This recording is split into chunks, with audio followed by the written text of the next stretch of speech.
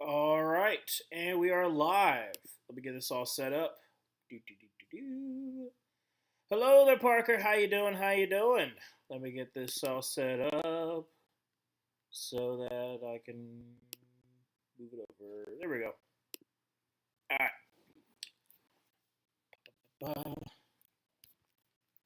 There we go. All right. So, NFC South Showdown always should be entertaining. This one is going to be a hot mess because it is pouring down rain. So it'll be a whole lot of running. So whoever can run the ball the best probably going to win this game. I'm very nervous. I'm very, very nervous. Like I said, if we win, it'll be the first time in 10 years that we have won the division. It's been a long time. And if we lose, then I have to stream on Sunday the Falcons and Saints game, which I really don't want to do. So hopefully, just win. Just win, we'll be fine. We'll Digger kick up to the 20, up to about the 25 before he's pushed out. Before he's right for the tackle. First down 10. Okay, so Buccaneers going to start with the ball first.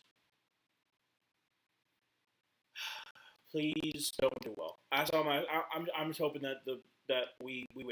I'm very, very, very nervous. Very, very nervous. All right, so Baker Mayfield.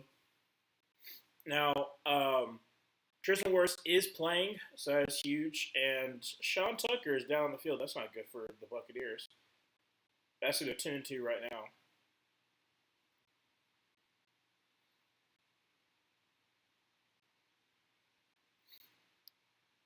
Yeah, Sean Tucker is the one who returned it.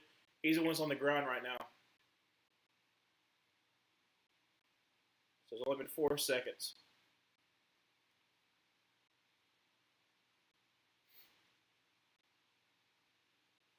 Oh, wait, no, it's not. Never mind, never mind. It's number 3. Who's number 3? I thought it was Sean Tucker. And now we're going to commercial break. All right. Oh, I'm very nervous. As soon as the game starts, as soon as the actual game played, then I will feel a little bit better, maybe, hopefully, possibly.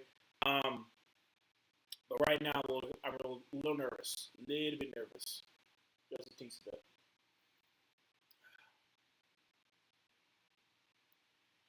The key to this game, as I said before, because it's very much like just like an absolute rating game, and apparently I looked it up. It's supposed to get even worse the second half. So it's going to be determined who can run the ball the best. So that's going to determine who wins this game. Bryce is going to have to make some pretty key throws, probably on third down. So that's why I'm a little nervous, a little bit nervous. Hey there, Emmanuel. How you doing? How you doing? The game hasn't even really started besides the kickoff, and I'm a little nervous. I decided not to wear a jersey today. It's going to go with the straight, just the T-shirt. A little more breathable, a little bit more freeing, especially when I need to get up. But I might change to a jersey. I don't know yet. I'm just not. For right now, I'm just keeping it casual. Try to be relaxed. Try to be relaxed. But yeah, we're at commercial break, so.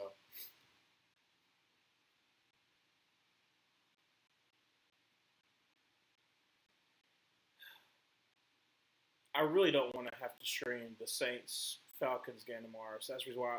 One, I want us to win, so we'll have like a winning record for the first time since 2017. Well, also winning the division for the first time since 2015. But I also like I don't know. I'd rather not be stressing and stressed about somebody else like winning. So it's number 3 Walker, who was the one that was injured. Wait, is that maybe not? I don't know. So obviously, also these are two teams know each other very well. Two rookie wide receivers who are trying to win Rookie of the Year. Emeka Buka versus Tyrell McMillan. And then Tyler Shook might get it. So more than likely, the Rookie of the Year is going to come. Offensive Rookie of the Year is going to come from the NFC South. So at least there's that. From the 24-yard line, Baker Mayfield going to be under center. Oh, sorry, 26-yard line. Going to send Otten into motion up to the left.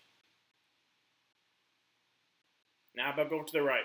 Going to be a handoff to Bucky Irvin off to the middle. He's going to get up to about the 30, up to about the 35 before he's pushed down. Might have gotten first down depending on the spot. Manuel I would like to see you win because you said you would jump up and down with happiness, but watching you stress out over the Falcons winning, forcing you to root for us would also be peak content. Yes, it would. It would be peak content, and I would probably, like I said, after if we lost this game, I'll probably have to make a reaction video or something like that about how we are choking this away. So yeah, second down and 1 from the 35-yard line. Under center once again.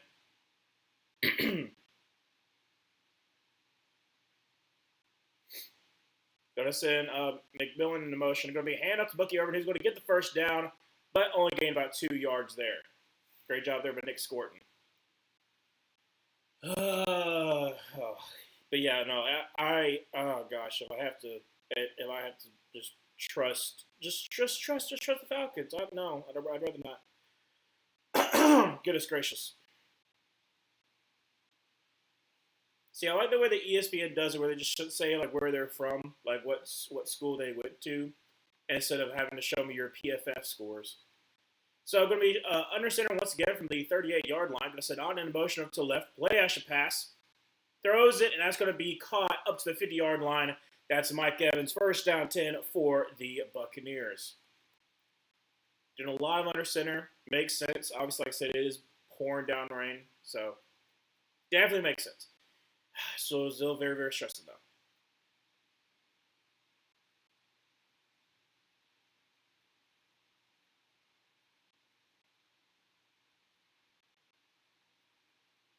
And that was J.C. Horn covering him too. So from the 49-yard line, under center. Going to send McMillan into motion up to the left.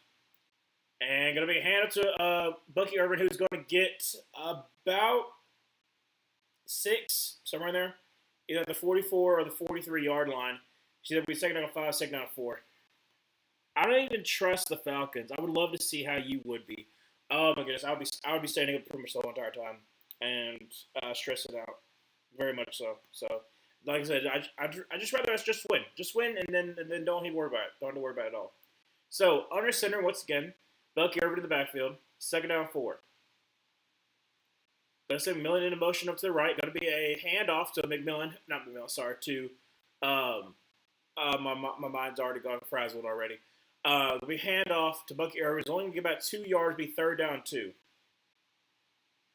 I mean, it's not even been 3 minutes yet. I'm already at a little tiz.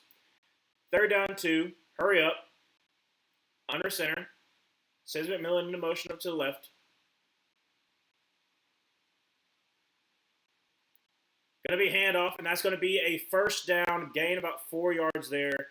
Mike Jackson initially had a tackle, but couldn't wrap up. Well, didn't follow through, unfortunately. First down 10 for the Buccaneers.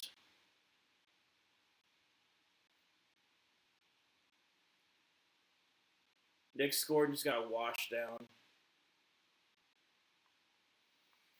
Okay. All right.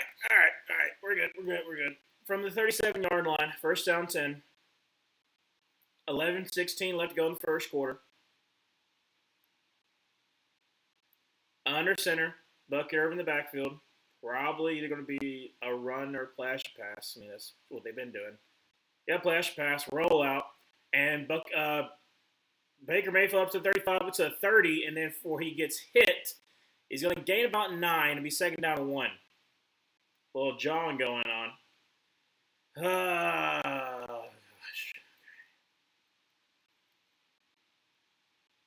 Yeah, splash pass. Great coverage there by the Panthers. But unfortunately, we don't have like a QB spot on him. He's been doing a lot. He's been doing a lot of running the last couple of times. Gosh. He had that one that was like 3rd and 11. He ran for a first down, so it doesn't surprise me that's going to keep on happening this game. Shotgun formation, Bucky over to his left. Now motions Cade Otton over to his left. 2 tight set. Drops back to pass, getting pressure, is going to throw, and that's going to be a first down. Cade Otton up to about the 18-yard line. Unfortunately, Chris Barnes fell down. He was in coverage, and that's why he was wide open. First down 10. Okay. It's just the first drive. But still, like I said, he fell. Like I said, we're going with the backup linebacker, which we've been doing for pretty much most of the season. So Chris Barnes making his first start of the season. He's a veteran, but still. From the 18-yard line, shotgun formation. Bucky over to his left. Baker Mayfield drops back a pass and throws across the middle. Wide open, K-Dot touchdown. 9:31 left to go in the first quarter, and it's already 7-0.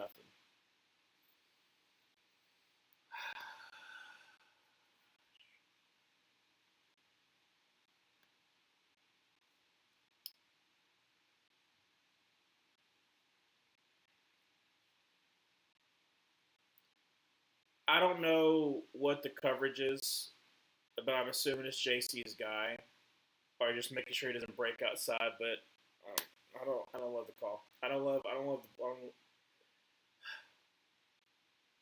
I more so don't love being down 7-0 already. 9:31 left to go in the first. So that's what I don't really love. But it'll be all right. It'll be all right. I just basically just wide open.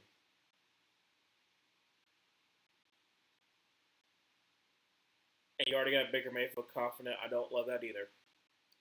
As bad as the Bucs are playing, you don't want them to be hot. Don't want them to be on a hot streak because when they have a very dangerous team. You know, the defense has not been where it's been, so that's the reason why they've been faltering, especially the injury that they've had. But I'd rather be a low scoring that kind of game. I feel better about that kind of game than it is us having to do a shootout in the pouring rain against a very dangerous Bucs team.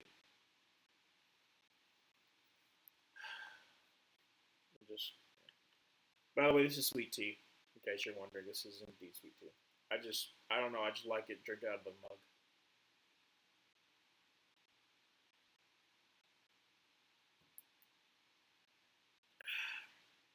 I've got sweet tea and root beer because, like I said, it's back-to-back games. Because if the Panthers win, which obviously what I'm hoping for, if the Panthers win, we have 3 opponents we could possibly go up against. All 3 from the NFC West. If the 49ers win, which I'm picking the 49ers to win, then it'll easily be the Seattle Seahawks. Now, if the Seattle Seahawks win, then it'll be determined on if the Rams beat the Cardinals, which they should. If the Rams beat the Cardinals, then they'll have a better record than the 49ers, and then we'll play the Rams. If the Rams lose to the Cardinals, then the 49ers will be the 5th seed, and we'll play the 49ers. So that's pretty much how the seeding goes right now. So this game determines who's going to win the NFC South. If the Panthers lose, then it comes down to the Falcons-Saints game. But still, these 2 games very, very important for playoff seeding. Well, tonight is more important, but still. Okay. All right, Panthers offense. Got to do something. If we come out flat on B,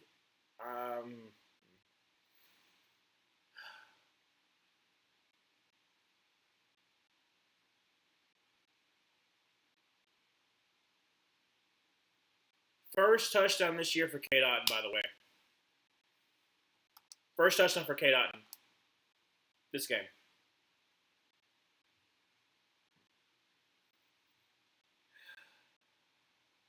It's okay. All good.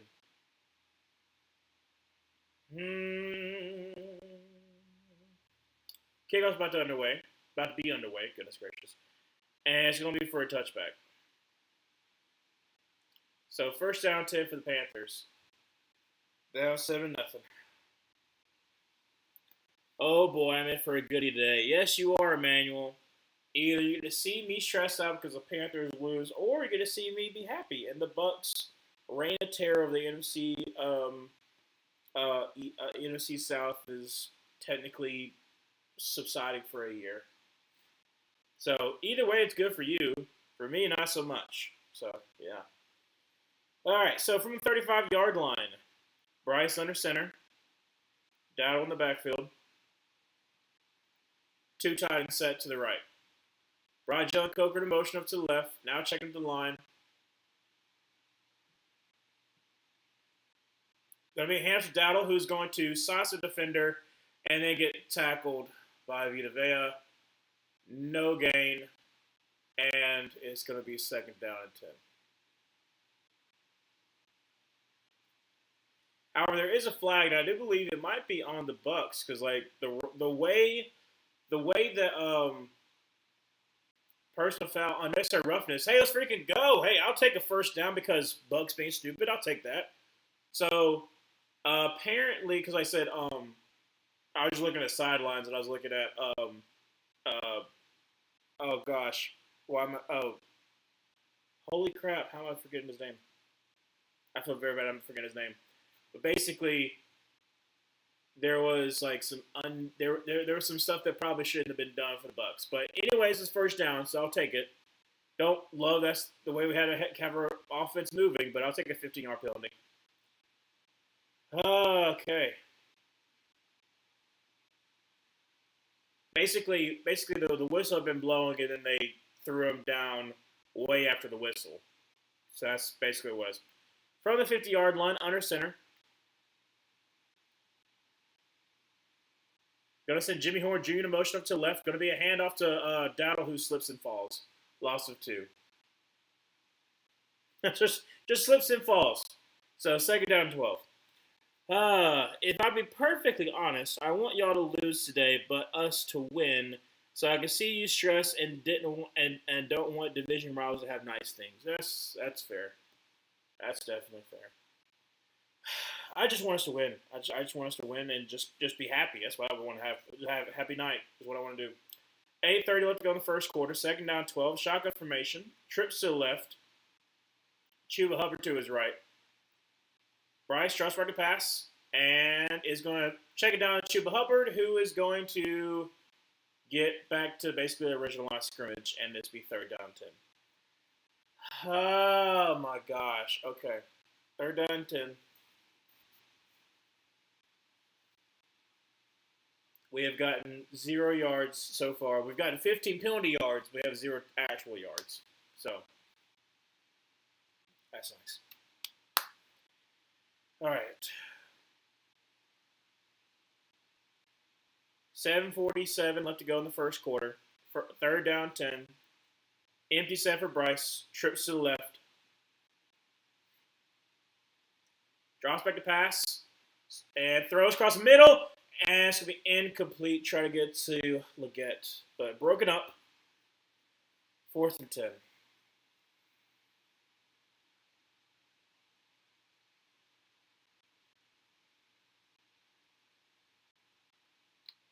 Leggett, why with only one hand? Why with only one hand, Leggett? Why are you trying with only one hand? Okay. It's all right. It's all right. We'll just put them deep, and hopefully our defense can do something. I don't know.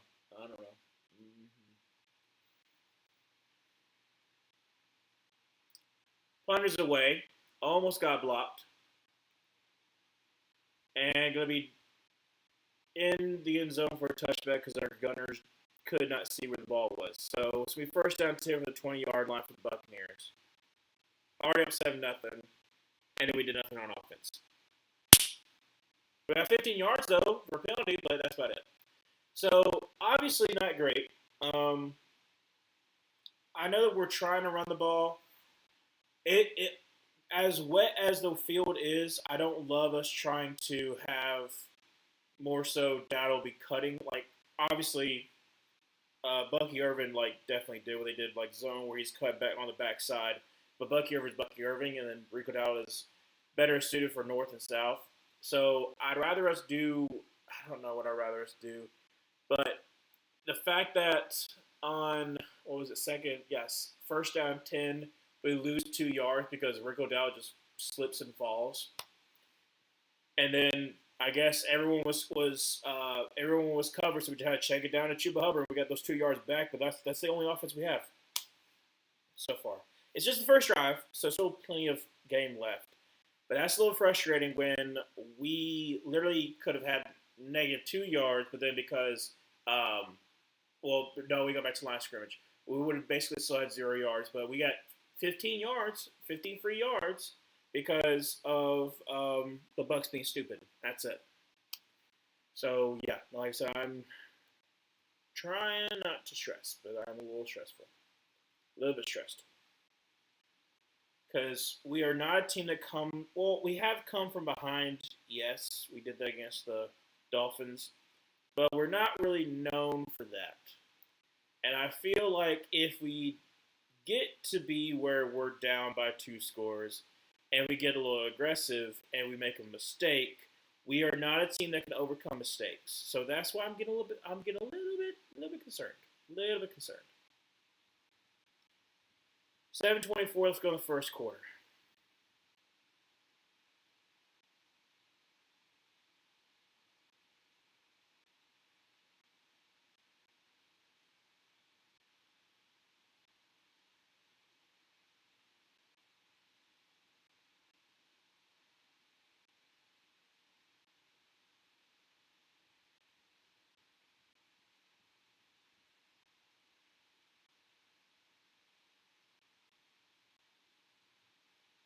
All right, under center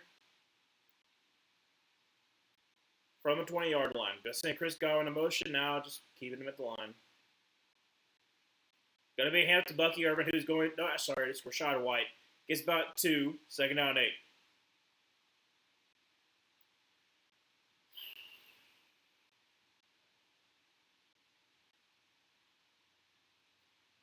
Second down 8 from the 22-yard line. Great tackle there by Derek Brown. Well, amongst others, but.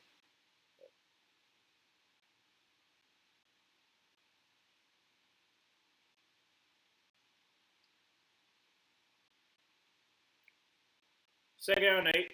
Gonna be in shotgun formation. Rashad White to his left.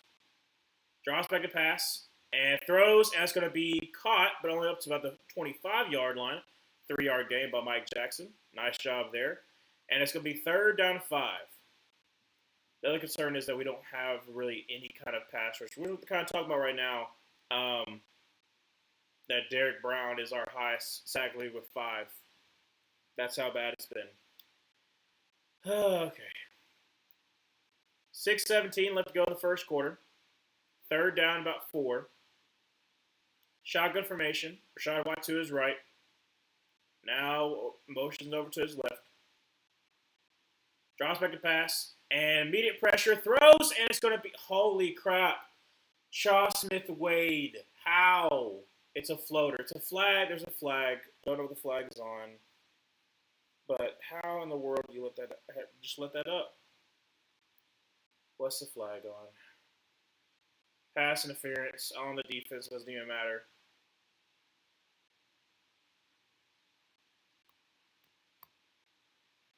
So we first down 10 at the 49-yard line. Yeah, Charles Smith-Wade absolutely was. Yep. Why do we have Charles Smith-Wade on Mike Evans?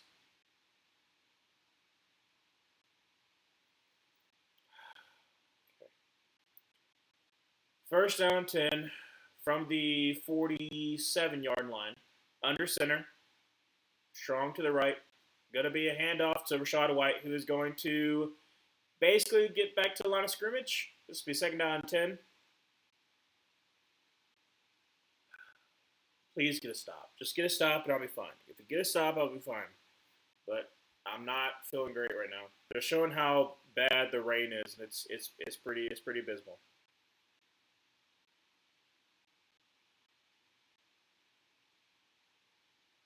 Shotgun formation, Bucky Irvin to his left. Look at there, 102 yards compared to 0 right now.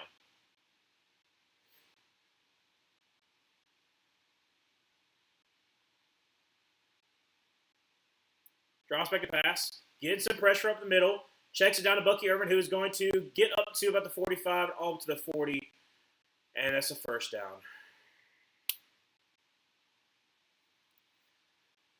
About 4:47 left to go in the first quarter. Buccaneers are once again on the Panthers side of the field.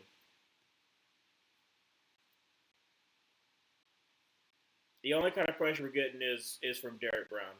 That's it.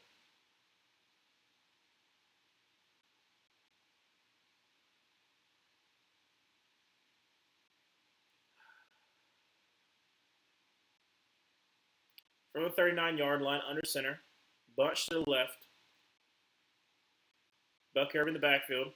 Going to be a toss or an end around from Johnson, who Tez Johnson is going to get about 5. Second down and 5 from about the, I don't know, from 34-yard line. This is stressing me out. This is really stressing me out right now. I'm getting frustrated. Very frustrated right now. But still in the game. Still in the game. But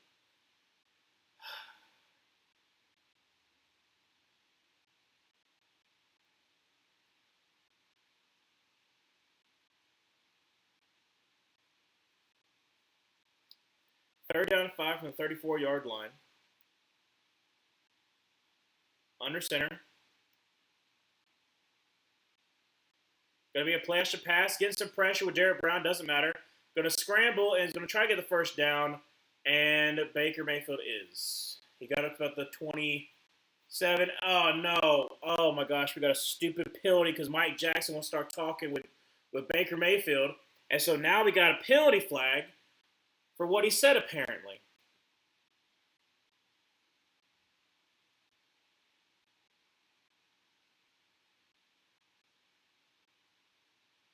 Taunting. Taunting is what we call it. So now it's going to be like first down and 10 from like the 15-yard line or something like that. It's so stupid. It's because there was like, I guess he made contact with the helmet. I don't know. I just think it's so dumb. It's so dumb. It's so dumb. Oh my gosh, I'm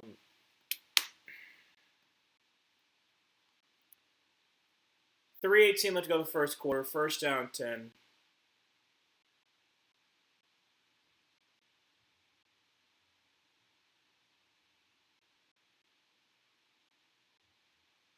Baker Mayfield under center from the 13-yard line. Going to send number 87 in motion. Going to be a play action pass and get some kind of pressure. Throws across his body, and thankfully he drops it. Was wide open. Now it's Durham, like I said. Another play action pass, so we could only get pressure because of Derek Brown. Oh my gosh, man. This is getting on my nerves. This is getting on my nerves. Oh, so they gotta fix that sky cam because this has got all kind of rain on it. It just literally goes right through Durham's hands. Oh man. Second down 10. 2:51 left in the first quarter. Shotgun formation. Running back to his left. Going to be a handoff to Bucky Irvin's going to try the right side, and he goes to a big old helping of Derek Brown. Like it's 2 yards there. Third down and 8. Please get it stopped. Hold him to a field goal. Hold him to a field goal, please.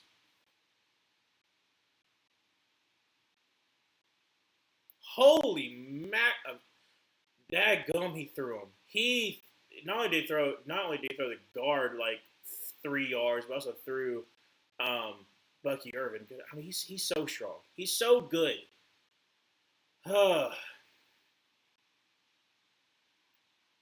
Empty set for Baker Mayfield. J.C. Horn's on Mike Evans. Drops back to pass, and he's got some time. Scramble. Scrambling out to the left. Getting some pressure. Throws. Incomplete. Thank you so much, Nathan Ransom on Emeka Buka. Fourth down and 8. Got to kick a field goal. Oh, okay. Pick up a super sweet tea.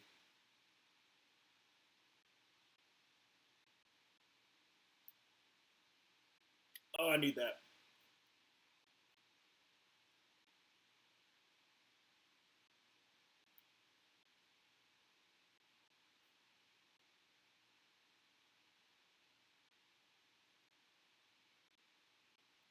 All right, so this is a, 39?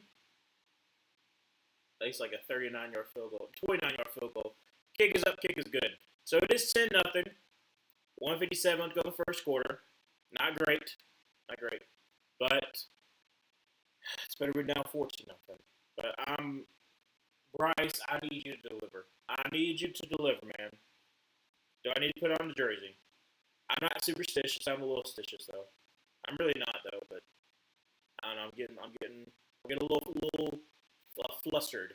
I think it's the right word I want to use. Flustered for sure.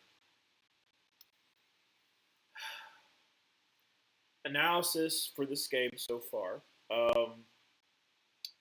We haven't really been able to stop the run, especially with Bucky Irvin. I mean, he's amazing talent, but cut off the backside. I'm concerned about the fact that, especially on the edges, we're getting washed down. So they've started to kind of put Derek Brown more so on the edge to kind of make sure like we don't get, you know, absolutely boat race on the right. But that's what I'm a little bit concerned about. A little bit concerned about that. We still haven't been able to get pressure, but we haven't been able to get pressure all season, so it's not really that strange of a scenario. We know that we desperately need to get a pass rusher in the draft or free agency. I have no idea. I just know that's a huge deal for us. Don't love the stupid stuff like Mike Jackson taunting Baker Mayfield. I think that's a little bit stupid. We're down. Honestly, you want to you want to try to get into his head, maybe. I don't know, but I just I don't like it. That's basically the thing I want to say. I don't prefer it. Especially when you're down. If you're up, then yeah, you can talk your crap. But like if you're down, you're just adding fuel to the fire. If we continue to go down, so that's what I'm saying. I just rather not. But hopefully we have Nick Scorton step up. Darren Brown's already had a pretty decent day so far.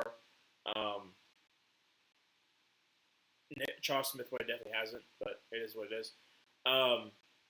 I'm just hoping to see like either Bryce make some good throws or get some semblance of a run game going. I know it's gonna be hard, especially because they got Vita Vea in the middle, but like just try to run the ball, please, like because our offense doesn't really work if we don't have a run game going.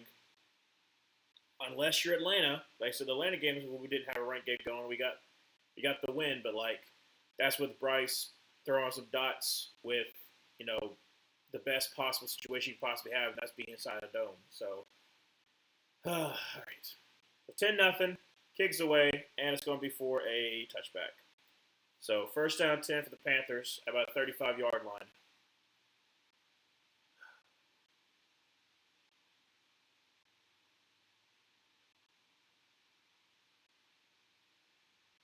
Showing the slip right there. Also, it's kind of like Rico Dowdle. Also, like the way he tried to cut it off like the side of his foot.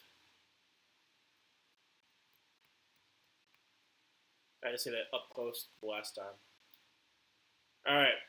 So far, 0 yards compared to 130. Not great. Under center, 3 tight end set, 2 tight ends to the left. Going to be a play action pass. And throws on the field up to 50, up to about the 46-yard line. That's going to be Tremaine. First down 10 for the Panthers. Thank you. All right, so I'll take any kind of positive right at this point in time. Tremaine's been really good for us. He's more like a bigger body wide receiver, great blocker. And like I said, he's found himself a little bit of a role as being in that particular, like when we're in our heavy set. Should be Leggett, but Leggett's not been good this year, unfortunately. First down 10 at the 45-yard line, 2 tight end set, and a false start by Damian Lewis. Again, don't shoot ourselves in the foot. That should go without saying, but we're not the kind of team that really does well. Do stupid stuff like that. All right, so first down 15. 1:18 left to go in the first.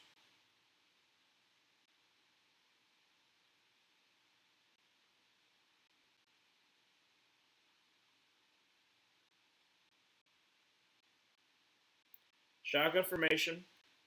Dowdle to his left. Going to send Jimmy Horn Jr. in motion over to the left. And play action pass. Going to be a dump off to Mitchell Evans, who's going to have a nice little screen. Gets about 5 yards. So it'll be second down 10. Probably one more play before we go into the second quarter.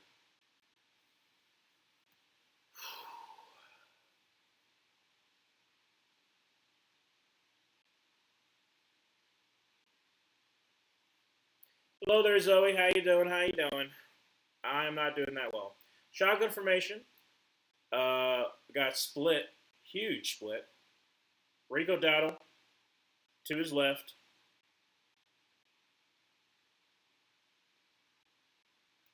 Going to be hand to Rico Dowdle, who's going to try the middle of the field. Not a smart decision. Only gets about 2 yards. There will be 3rd down and 8. Why are you running like basically right into your offensive line? How's the game going? Not great. Not great at all.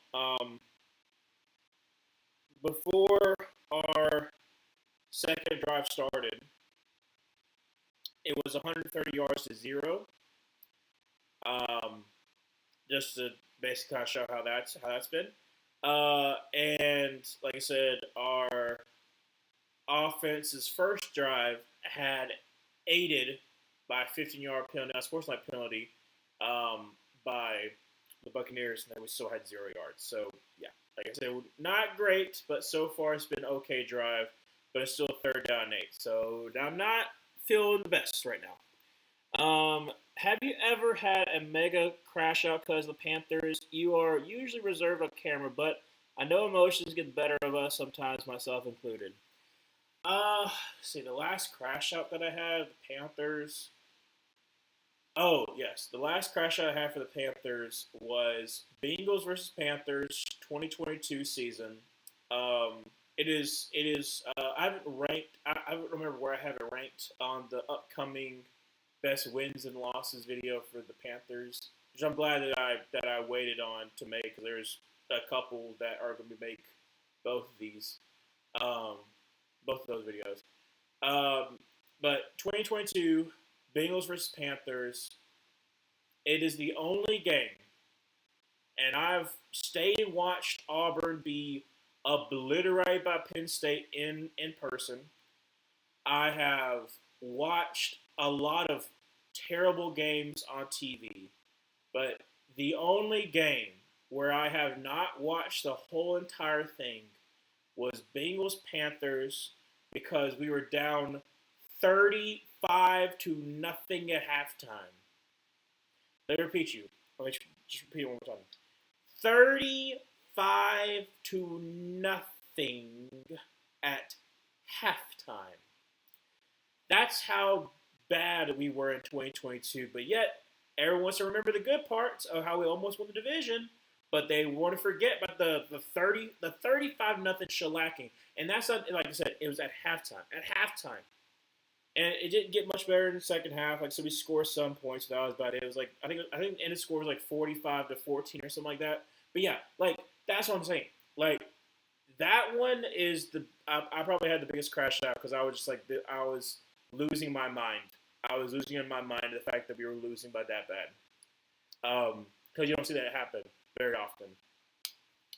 3rd down and 8 from the 43-yard line. Shotgun formation. Running back to his right. I'm sorry, to his left. Derek Carr in the box.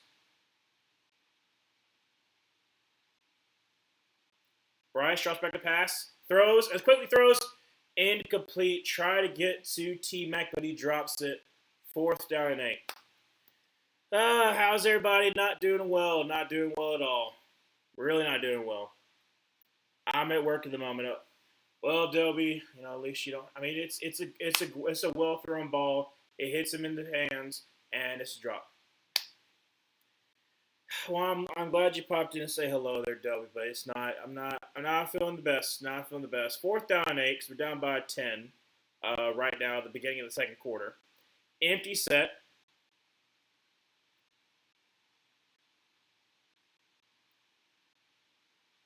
And I think we just took a delay game penalty just to kick a field, or to kick a punt. Oh gosh,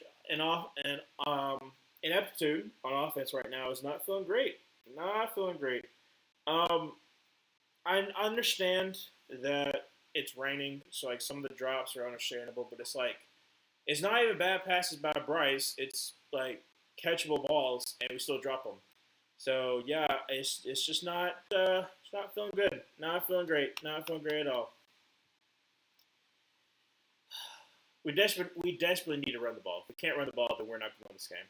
Punt is underway. Almost got blocked again, and going to be a down punt. Great job by Tremaine. Well, he made sure it didn't go in the end zone, but all the way down to the 5-yard line. So hopefully we can get a turnover. Maybe. I don't know.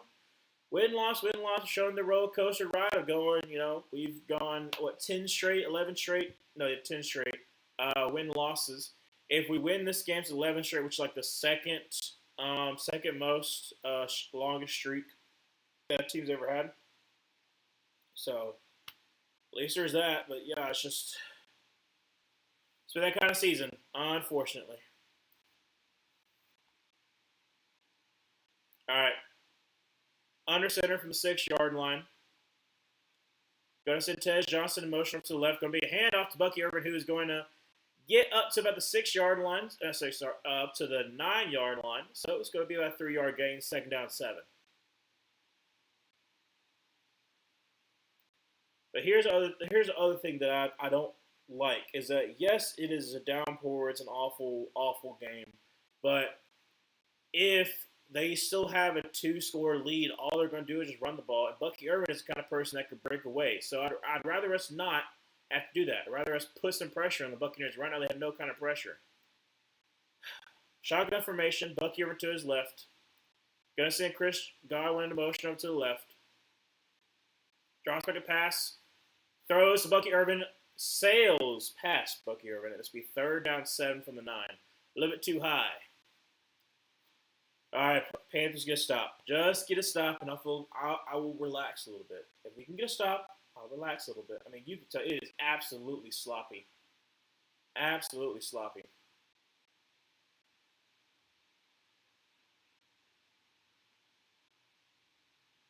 Third down 7 from the 9. Rachaad White to his left, trips to the right. Drops back to pass, and is going to throw to the right, and it's going to be a first down up to the 20-yard line. McMillan, first down 10 for the Buccaneers. Mike Jackson, the coverage, played a little too off, too soft coverage. I mean, Mike, you know that. Why are you playing so far off? Literally, why are you playing so far off? It's only 7 yards. Why are we playing so far off? He's playing like 7 yards off of him. Why? From the 20-yard line, I formation. Looks like Rachaad White. Might be Rachaad or Bucky. It's Rachaad to the right, and we just got great tackle there by Nick Scott. I mean, great tackle, made only 2-yard gain. But our right side got absolutely washed down. Who was supposed to be over there? Did it Derek Bradley got washed? I don't know who got washed down, but somebody did.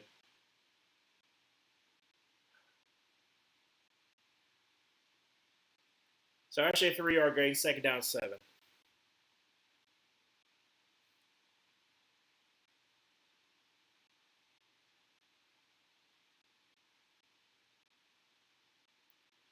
From the 23-yard line, shotgun formation, running back to his right, going to send Emeka Ibuka into motion, drops back to pass, and is going to just throw it away. Third down 7. All right, come on, get a stop. It's third down 7 again. Don't be playing so far off. Please, for the love of all things holy, don't do that.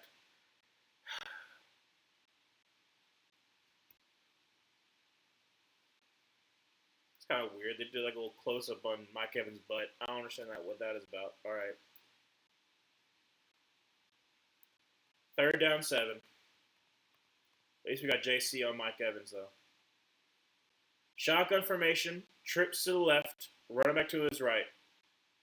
Sends McMillan into motion, drops back a pass, and is going to throw across the middle. Picked off, yes! 40, 35, up to the 30, up to the 25, and all the way down to the 19-yard line. Christian Roseboom. Yes! I said we need a turnover. We got a turnover. Thank the Lord. Gosh. I know some of my neighbors are probably wondering what that is. I'm trying not to be as loud, but okay. After you get the Panthers game, we almost never get your game out here. Oh, really? Oh, I guess because it's ESPN, so that makes sense, yeah. But yeah, no, Christian Roseboom, I mean, it would have been a first down, but Christian Roseboom goes right in front of Emeka Ibuka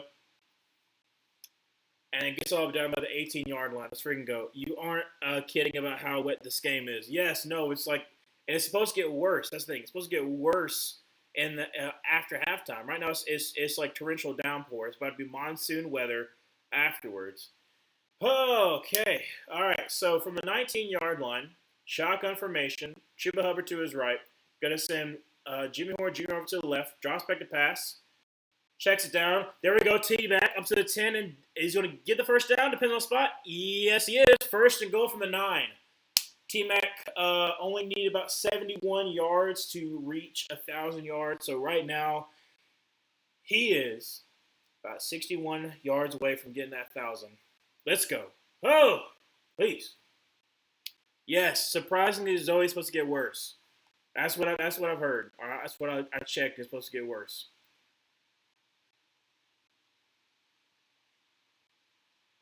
All right, under center, Chuba Hubbard in the backfield. We got our big package in there. Got 3 tight ends. Gonna be a handoff. Chuba Hubbard's gonna try the left side, and it's gonna get up to about the 8. So I got about a yard. Second and goal from the 8.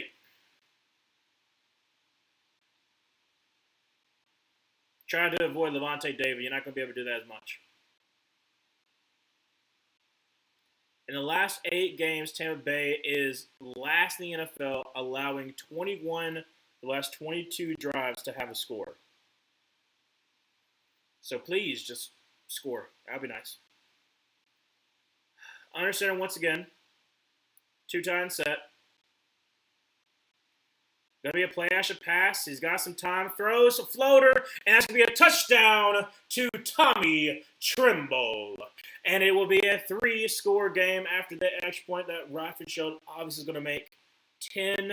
Let's go second quarter. And we are down to a 1-score game. Thank the Lord. Yes.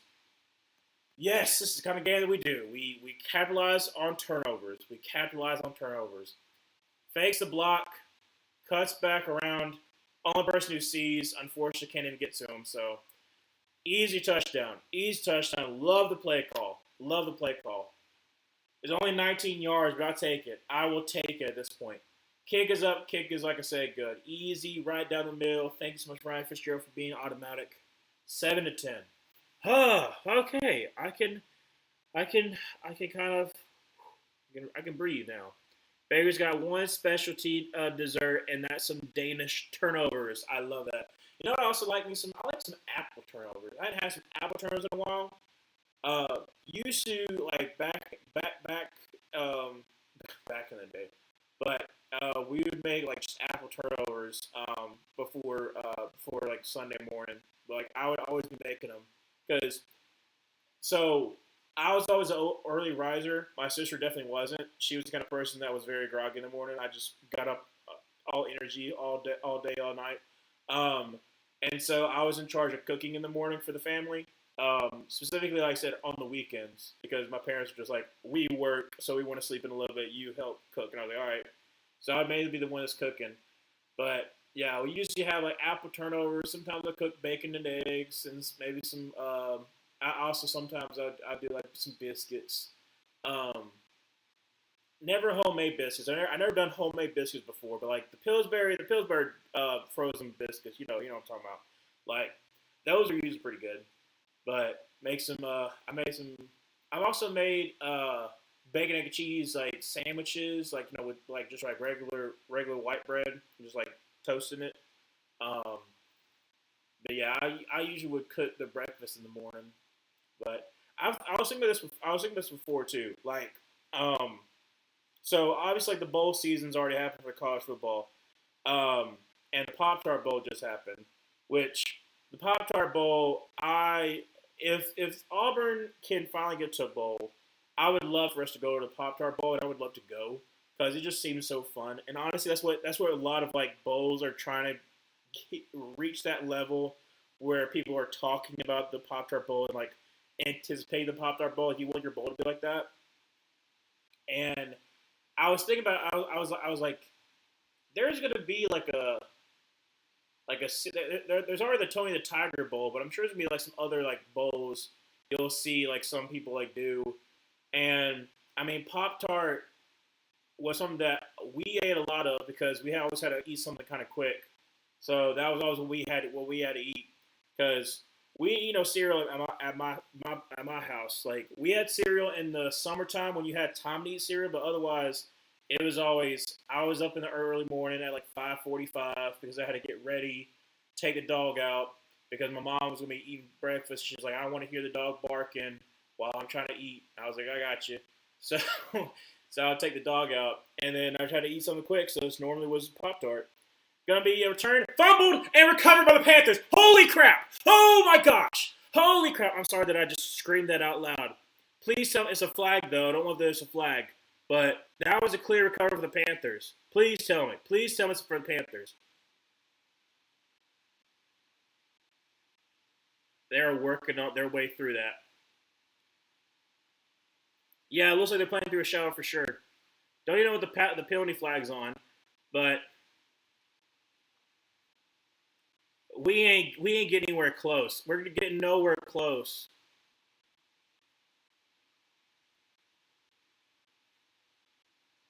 Holy crap! This is the longest pileup I've ever seen in my life. They they can't determine who's got the ball. They can't determine who's got the ball.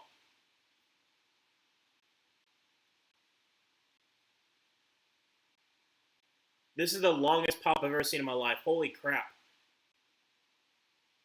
Oh, pushing and shoving going on. Oh, oh, that's pushing and shoving. That should be a flag. There's some pushing and shoving going on. This is for sure a little. All right, all right. So who had it? Who had it? It didn't determine who had it. I don't know what's going on, but okay. Blocking the back by the return team.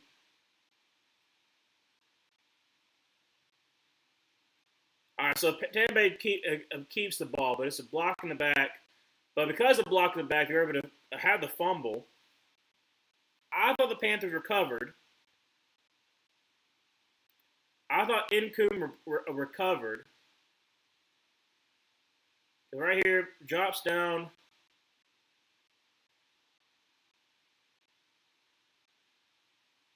I thought he had it, but I guess not. Did he almost pull one of the refs down? Yeah, no. It was like there probably should have been a penalty, but no. But it doesn't matter because Princely, Umanmiel, the rookie, gets in the backfield, 5-yard loss in the run. They cut to that really, really, really late, by the way. But great job there, Princely Umanmiel. It was supposed to be a counter. Didn't even work. Didn't come close to working. Yes, Emmanuel, the cardiac hacks are indeed making a splashy comeback. In the rain. Come on. Second down 14. From the 11. Shotgun formation. Running back to his right. Going to send Emeka Buka in motion up to the right. And going to be a little handoff to Bucky Irvin, who is going to get about to the 14, 15-yard line. Depends on the spot. Maybe. So it'll be like third down 10. Oh, okay. All right. Feeling good. Feeling great. But yeah, no, like it was like the longest pop I've ever seen in my life. Like they couldn't get them apart for some reason. I mean, I guess because they were all fighting for the ball. But I thought the Panthers had it, but apparently they didn't. Yeah, that's all right. 9:30 left to go, second quarter. 10-7. Third down 10 from the 15. Shotgun formation. Bunch to the right. Rachaad White to his left, draws back to pass, and going to dump it off to Rachaad White, who's going to get the first down, gain of about 12. I mean, you knew it was going to be okay. 9:03 left to go, second quarter. Baker looked so different, completely soaked. It took me a sec to realize that was him. Yeah, I know. It's how in the world did we not realize as we just try to white just do a little bit of puff?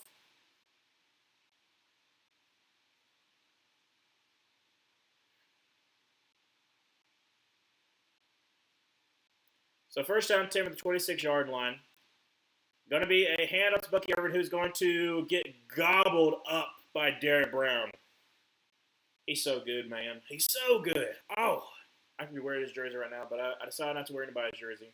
I was going to keep just the regular shirt, be a little bit loose.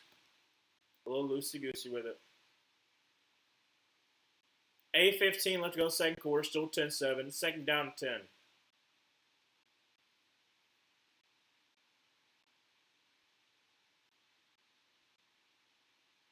By the way, we have 0 rushing yards. Just wanted to point that out.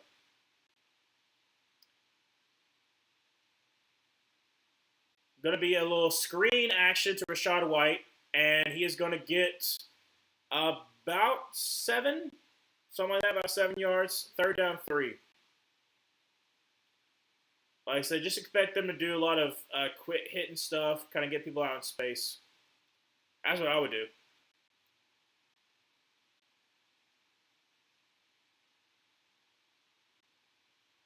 Third down 3.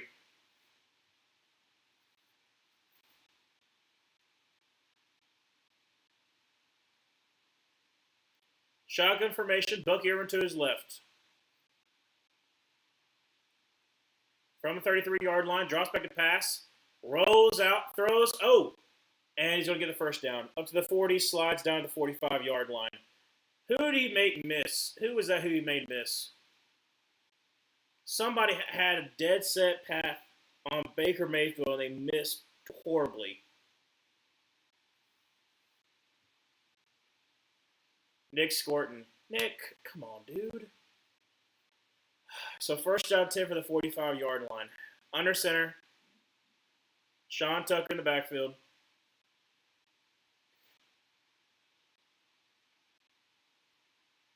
Goes to Tej Johnson, motion over to the right. Going to be so Baker Mayfield basically just tackled Sean Tucker. I don't know what the heck happened there. Literally on the exchange, he just runs into Sean Tucker. I don't know what in the world happened, but he literally like cross-checked him. He literally cross-checked Sean Tucker to let you know how this game's going. It just, I don't know. Anyways, second down at 14. All right. 6 minutes left to go, second quarter. Shotgun formation, Sean Tucker to his right.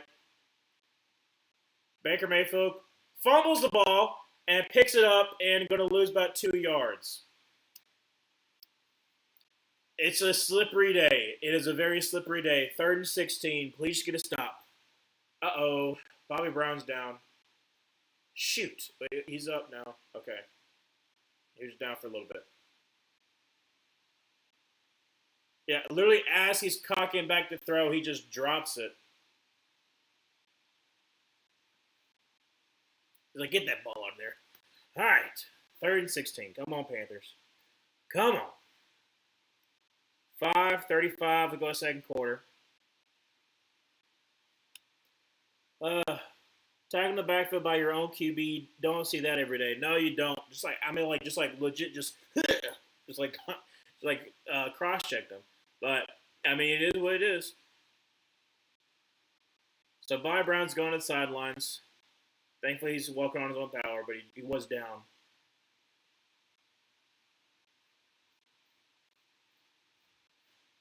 All right, come on, Panthers. It's 3rd and 15.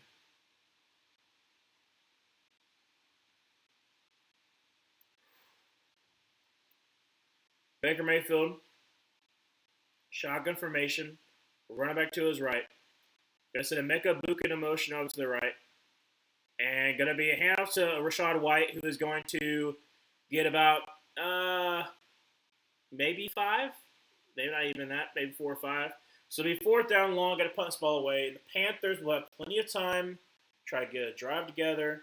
They started the ball second half. Just do something on offense and I'll be fine. Like I said, right now I'm a little like, you know, I'm better. I'm better than I was. Better than I was.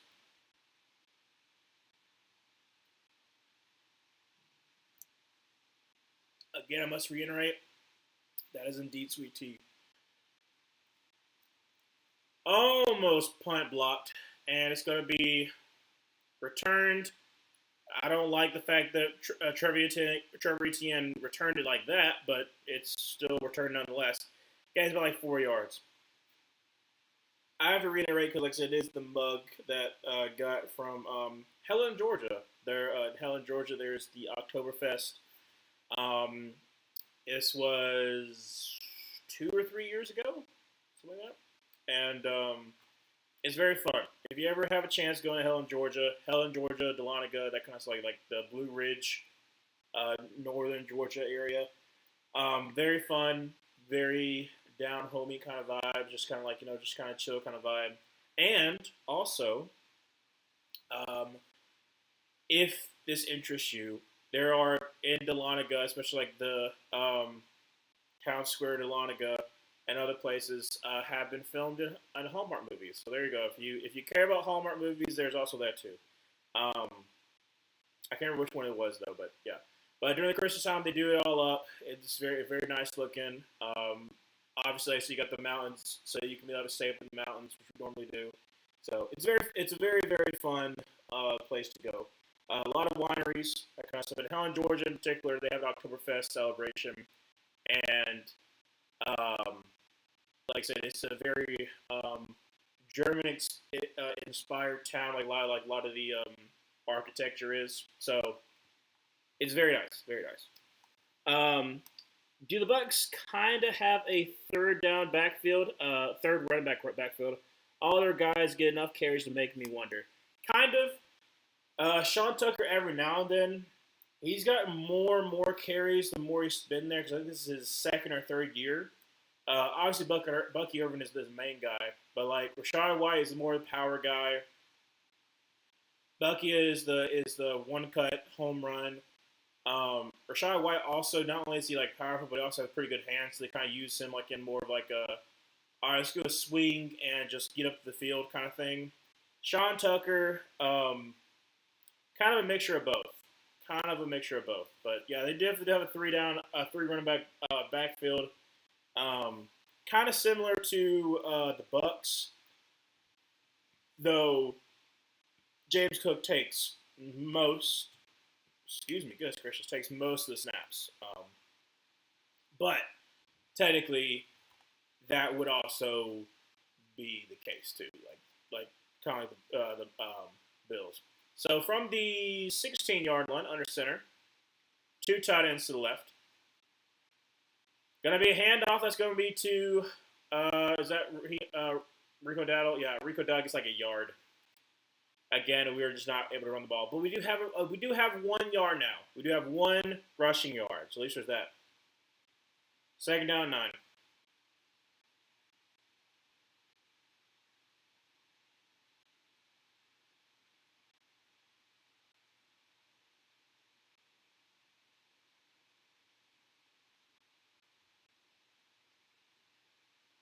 All right, shotgun formation.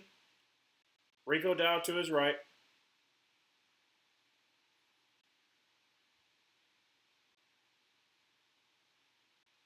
Drops back a pass. And great blitz pickup by Rico Dowdle. Holy crap, amazing. Throws down the field, caught by T-Mac, up to the 32-yard line. First down 10 for the Panthers. I just want to say, absolutely outstanding blocking by Rico Dowdle there. I said it before, but I say it again. Tight end, I don't know if that was Mitchell Evans that got worked. So one of the tight ends got worked. And then Rico Dowdle takes the blitzing cornerback and just buries him technically into Taylor Moton's legs, but still buried him. So from the 32-yard line, shotgun under center, going to be a play action pass once again, and going to throw a deep ball, and it's going to be Jimmy Horn Jr. up to the 47-yard line. Let's freaking go, Jimmy. Let's go, Jimmy. First down 10, 2:47 to go in the second quarter. I love to see Jimmy Horn Jr. succeed too. Like he was a 6th-round pick for us. Amazing wide receiver from Colorado. Kind of surprised that he fell so far. He's got amazing speed, but like I said, I think because of just his size, the reason why he fell that far. But he definitely shouldn't have. But 2:25 to go second quarter. First down 10. More not going to be a run here. Going to be a handoff to Rico Dowdle, who's going to get up to the 50, up to about the 49 or 48, depending on the spot. But he didn't really even run there. He just just leaps forward. So that's going to come up to the 2-minute warning. It will be 10-7. Bucks still on top, but Panthers are driving. Okay, I can feel a little bit of relief. a little bit of relief. It's still monsoon-like weather, but it's a close game, and I will take a close game. This is a close game going to the fourth quarter. That's where I feel comfortable. That's where we've been pretty much the whole entire season. In our wins, it's been close games, cardiac cats. Don't know if we're gonna win or lose, and then Bryce Young decides, hey, oh, it's my turn to have a game-winning drive. Okay, let me do that. Like I said, is it ideal? No, but I will take a win. A win is a win is a win is a win. How you doing there, Daniel? How you doing? Happy Saturday. Saturday's a good day. Oh man. Oh, okay. I can feel a little more comfortable. And we're actually able to run the ball a little bit, which is nice because we haven't been able to run the ball. I say that we still have like not even 10 yards rushing, but like at least we're attempting. So it's something. But yeah, I will take this any day of the week. One of the things you are seeing is like there's no like bullet passes that are being thrown. It's just some straight up floaters. So we are just going to the sidelines, throwing some floaters, make it a little bit easier to catch. Maybe some dump offs so they can run around. We're not seeing no thread in the needle today. That's for sure. Because one, you gotta be able to throw that kind of tight spiral in that wet conditions, and two, wide receivers trying to catch without gloves and they're not used to it. So, okay, I feel better. My nose still stopped up, but I feel better. Nice little swig.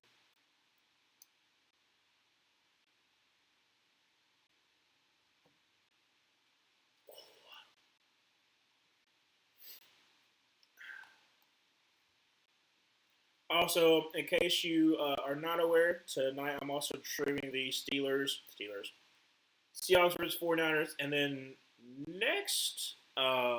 tomorrow I'll be streaming the Steelers versus Ravens. So we'll be doing that, and obviously I'll be streaming every single wild card game. Well, playoff game too, except for Super Bowl because I will be friends. I'll be with friends. I'll be with friends that day. Pistol formation. Rico down behind him. Gonna be a flash pass, throws a little floater, and incomplete. It will be 3rd down and 6 from the 50-yard line. Has Auburn got any good news from the transfer portal? Yes. So we've got some people that kind of figure was going to come. Obviously, Byron Brown, the star QB from USF, is more than likely going to follow Alex Golesh to Auburn, which would be huge because right now our only scholarship quarterback is the freshman that we just signed. So yes, we gotta get some people in. I'll make a video talking about Auburn tomorrow, so be expected for that. Brian Strauss ready to pass, throws, and that's going to be intercepted at the 41-yard line by Parrish. Try to get to T-Mac, and now it's a turnover. 151. They have to go in the second quarter. But yes, Auburn did get some good news. Obviously, there's a lot of people who are leaving. We have over 40 people who are leaving. Some of it is, like, it makes sense. Like, either they're graduating or they're going to the NFL. But some of it is, like, what news do you take as gospel? Are you taking the news of were they a locker room cancer? Were they this? Were they lazy? Were they this, that? Like, how much do you accept in that? There's some that I believe, and there's some. What in the world is this? Oh, my cheeseburger. What in the world, Applebee's? I don't know. But I'll talk about it probably a little bit later. Probably at halftime about like some stuff that I'll be talking about in the Auburn video that I'll make tomorrow. Okay, so apparently it's a cheeseburger in queso, like just dipped in queso, like immersed in queso. All right, Applebee's. I don't know. That's interesting. I also hate this Kalshi ad. I'll take this Kalshi ad over the other ones. I'll take this one over the other ones. The one that has like the historical events. I'll take that one over the other ones. The other ones are terrible. This one's at least not as bad. Other ones are downright horrendous.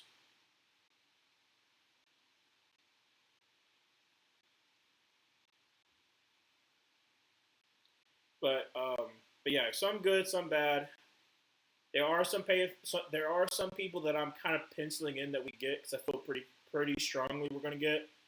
Some people I'm like, I don't know, but I do know we're gonna be trying to pay a lot of people, so at least there's that.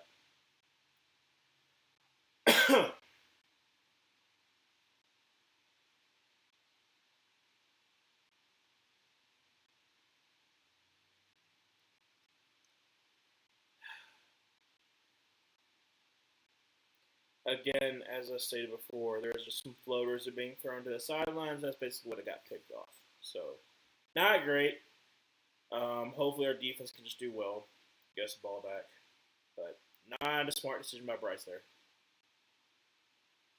I think we're really trying to feed T Mac, try to get him his 71 yards that he needs, but don't love it.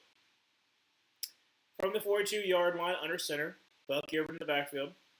Gonna send K Dot in motion over to the right. Gonna be a hand to Bucky Irvin. He's gonna try the right side, and he gets about 6. Growth about there. All up to the 48-yard line.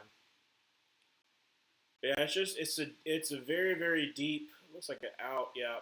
And then, like I said, Parrish plays it well, so I don't know why we're throwing that when we're not throwing like a bullet.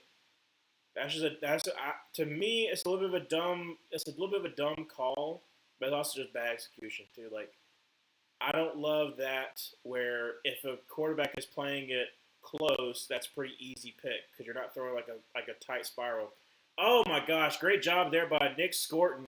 Gets the pressure, forces a 2-yard loss, be 3rd down 6, about 103, 102, 101. Panthers not calling any timeouts right now, which is a little bit surprising. Okay. Are we just willing just to go to halftime? I don't love that. They have over 100 total yards more than us, by the way. I don't know why we're not calling timeout, but I guess we just don't want to give the Buccaneers any chance at all of scoring. Bunch to the left. Baker Mayfield drops back a pass, only rushing 4, getting pressure, and he is going to roll up to his left, and he's going to get, holy crap, up to the 32-yard line. K. Dotton. So Baker Mayfield just running around, rolling around, and then before he gets sacked, just dumps it off to K. Dotton, and it's going to be a 1st down. So up to the 32-yard line, 18 seconds. Yeah, he just magicians it out.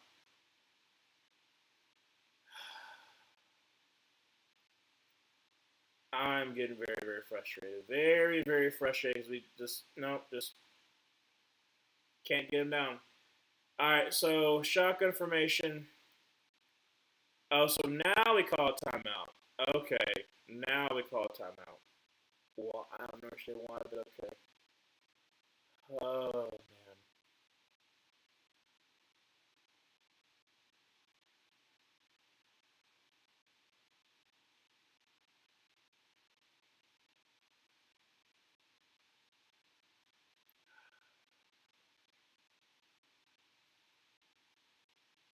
Well, if we just hold them to a field goal or a missed field goal, it'd still be a one-possession game. But still, I don't love that. 18 seconds left to go, 2nd quarter. Shotgun formation with Bucky over to his left.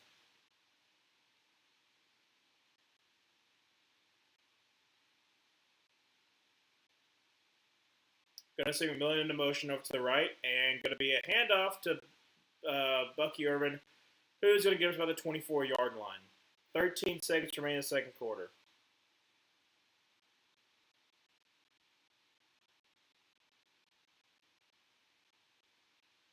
And also said Buccaneers take a timeout. So 13 seconds left.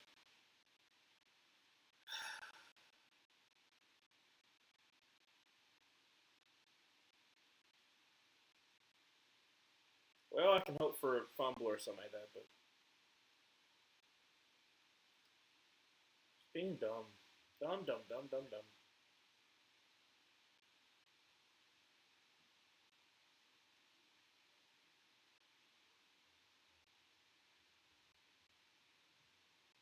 Trying to figure out what's going on outside my door.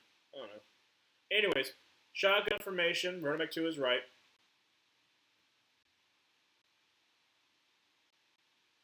From the 25. Going to be a handoff to Bucky Irvin, who's going to get the first down up to about the 20-yard line. Second timeout was called by the Buccaneers. 9 seconds. So we got one more timeout. So get ever so closely, and then just try to kick a field goal. That'll be it.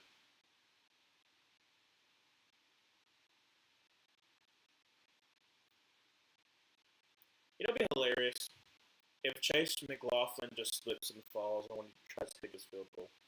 That would be hilarious. I'm trying to speak that into existence. We can't tell.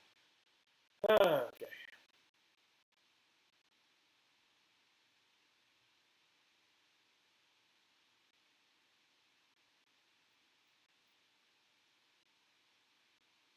Look at that. Total yards 80 for the Panthers, 214 for the Buccaneers. Shotgun formation, going to be a handoff. Bucky Irvin, who's going to get about 2 yards. And it will be so from the 18-yard line, back up to like a 36, 35-yard field goal, something like that.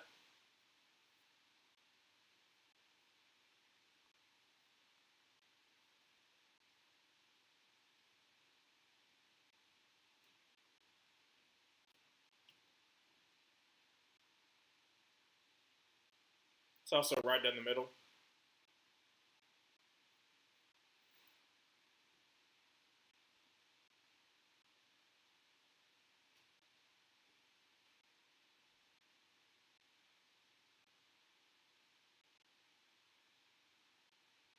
Yep, 36-yard field goal. All right, and snap, hold, kick is up. Oh, it almost was blocked.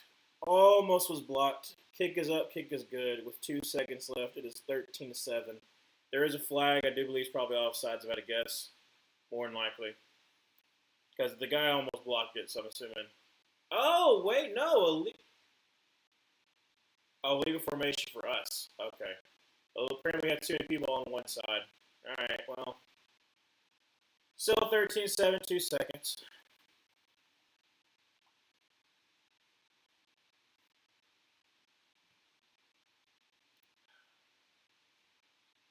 I can still be happy it's a one possession game. It's like it's a 6-point difference, but still, I'm like,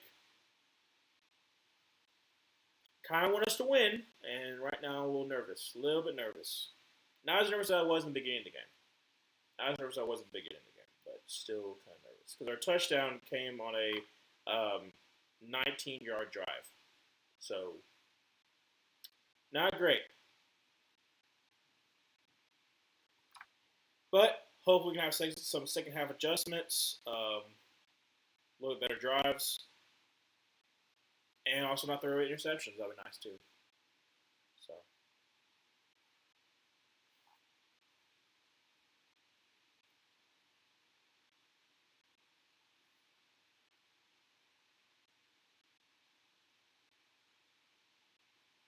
I mean, it's 2 seconds. We're pretty much just gonna like kick it in the back of the end zone, and we just need it. So pretty much done with. And yep, like I said, kick it in the back of the end zone, and it's gonna be touchback. So Panthers just need it. So it'll be 13-7, only 80 total yards of offense, which is obviously, like I said, not great. But yeah, like I said, it is what it is.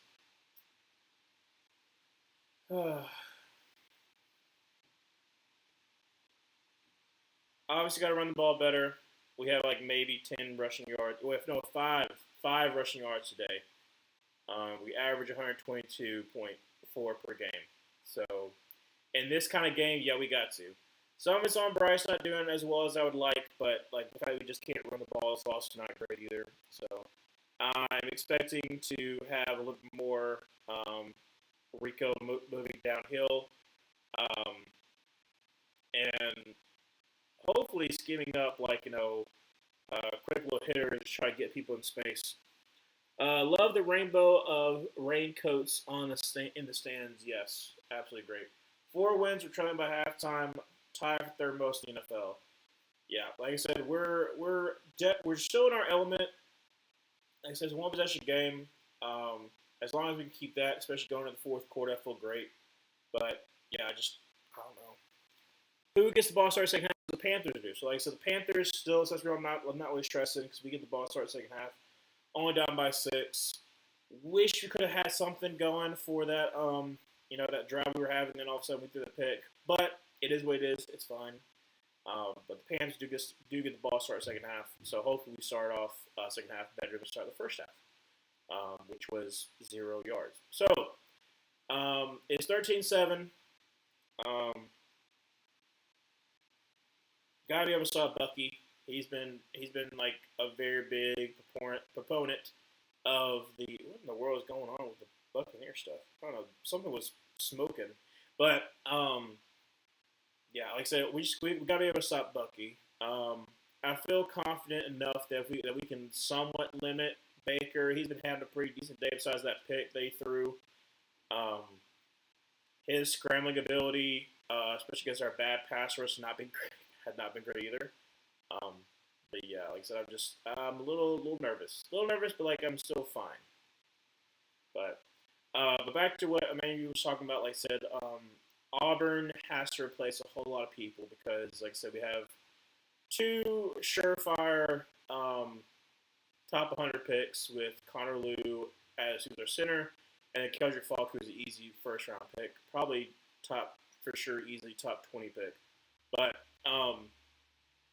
so we got that, and then we got a whole bunch of people who are graduating, and then we got a whole bunch of people who are entering the transfer portal. And the thing that I hate about this time of year, and really just fans in general, is that some fans will run with anything. Like there was a report that Ohio State had already confirmed they were getting Cam Coleman when he entered the transfer portal, and it's like, no, one, you can't confirm anything just yet. Like it says, it was before even the thing actually started.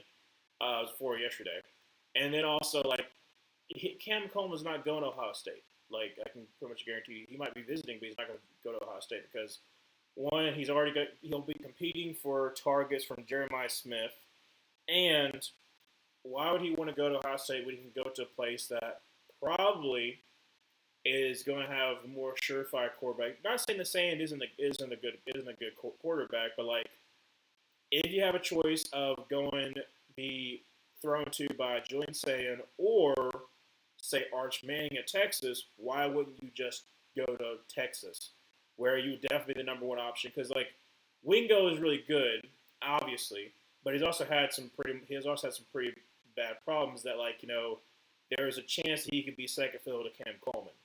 And in no way will Jeremiah Smith be second fiddle to Cam Coleman. Like Jeremiah Smith will be the number one option. So there's that. Plus also as much as Ohio State has also delivered on, having first round pick wide receivers, so has Texas. Texas has the other 2. So like I said, it would, in my opinion, it's either going to be LSU or Texas for Cam Coleman. I'd rather hear go to Texas, also because he would have to play against Auburn, and I really don't want to have to play against Cam Coleman. I'd rather not. That's going to hurt me a lot, but. Not going to lie, the Buccaneers, aside from the creamsicles, have some of my absolute least fave uniforms in the NFL. I'm not a fan of the color combination. Like talking about like the metallic. It's like kind of like metallic gray with the red, like the I think it's like scarlet red or something like that. But yeah, I don't know. I love the Panthers colors. I love our colors, But yeah, like I said, we have a lot of people we got to replace. I will say some of the stuff that people are saying about some of the players are true. Um, both are starting cornerbacks transferred, and um, both of them had gotten arrested, but their arrest had kind of been like hidden by the university until they left, and there was kind of like just like, no, we'll let them, well, we'll basically show everybody because it kind of got swept underneath the rug. But Kayan Lee and Jordan Crawford, Jay Crawford, sorry, not Jordan Crawford, Jay Crawford had gotten arrested for possession of drugs, but we just kind of slipped underneath the rug. But like you can actually see their mug shots, like so like it's like legit um, on Lee County's website. So those kind of rumors make sense of like why they left, like as being kind of like I guess you could be like not really cancer, but in that kind of way. There's some reports that uh, Kayan Lee refused to play in the Texas A&M game unless he got 40K, and he wouldn't get on the plane until he got his 40K. I think that's just blowing up smoke. I don't think that's true. But that's a report. There's also a report that when DJ Durkin took over, that he called out Eric Singleton and Cam Coleman for not being prepared for the game because apparently like they're being accused of being partiers. I don't know if it's true. I'm just saying what some of the rumors are. I don't believe them. The only one that I actually believe is like that Jay Crawford and Kayan Lee were a little bit of cancers, and because based upon the literal mugshots, you can see they did get arrested for drug possession. The thing that I'm upset about is theirs got swept underneath the rug, but the two incoming freshmen, Hollis Davidson, who's a tight end, and Antonio Coleman, which Antonio Coleman also did some other stuff too, but like those did get swept underneath the rug and they were dismissed or like they were like put on suspension. But the two star cornerbacks didn't get in trouble. That's where I have an issue.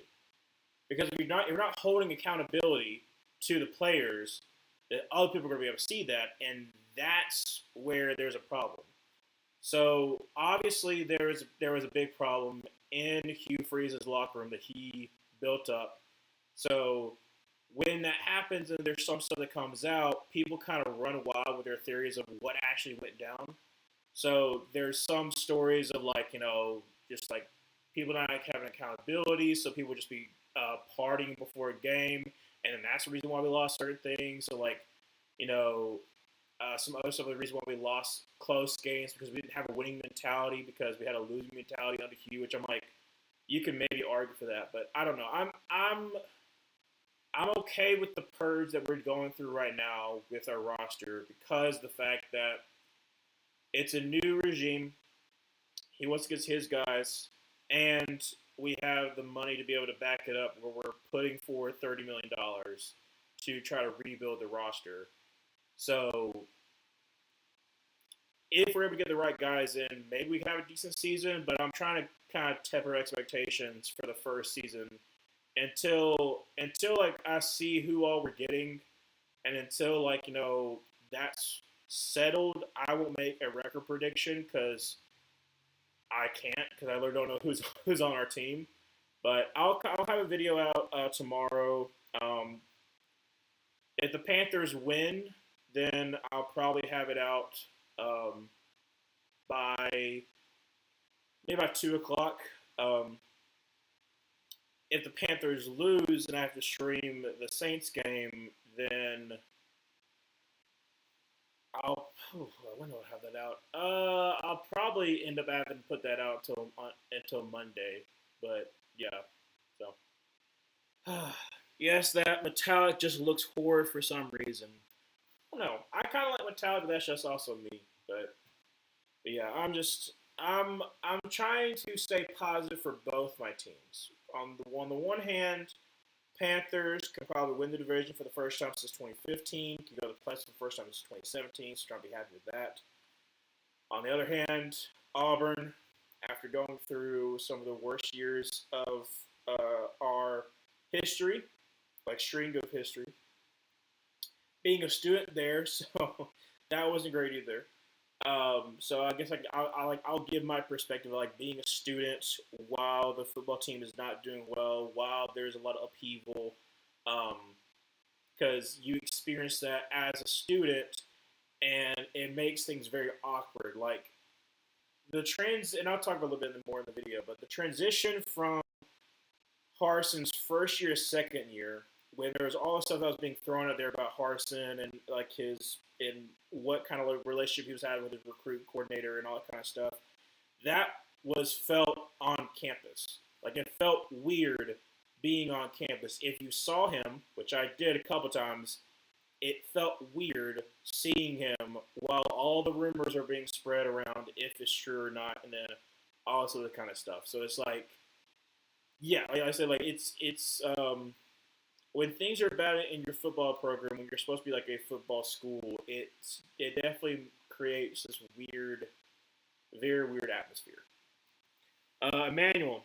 Also, there are some rumors around the Falcons that we want to move on from Terry, but keep Raheem, which makes me want to say many PG-13 not family-friendly things and pull my hair out. Here's the thing, okay? In my opinion, I wonder if it's like you're wanting to get rid of Terry and keep Raheem because then if you keep Raheem for 1 year, you have your GM. Your GM didn't pick Raheem. So in the next coaching cycle, which should be a better coaching cycle, because right now this coaching cycle is not going to be the best because there's only going to be like there's only like a couple of teams who have a fired head coach, and there's not like a lot of great candidates. There's some candidates, but there's not like there's not like the Ben Johnson and like that kind of stuff that where's like someone who you're like, oh, everyone's going to want this guy. Like I think there's some great guys, but the talk around the league is that it's not the best coaching cycle.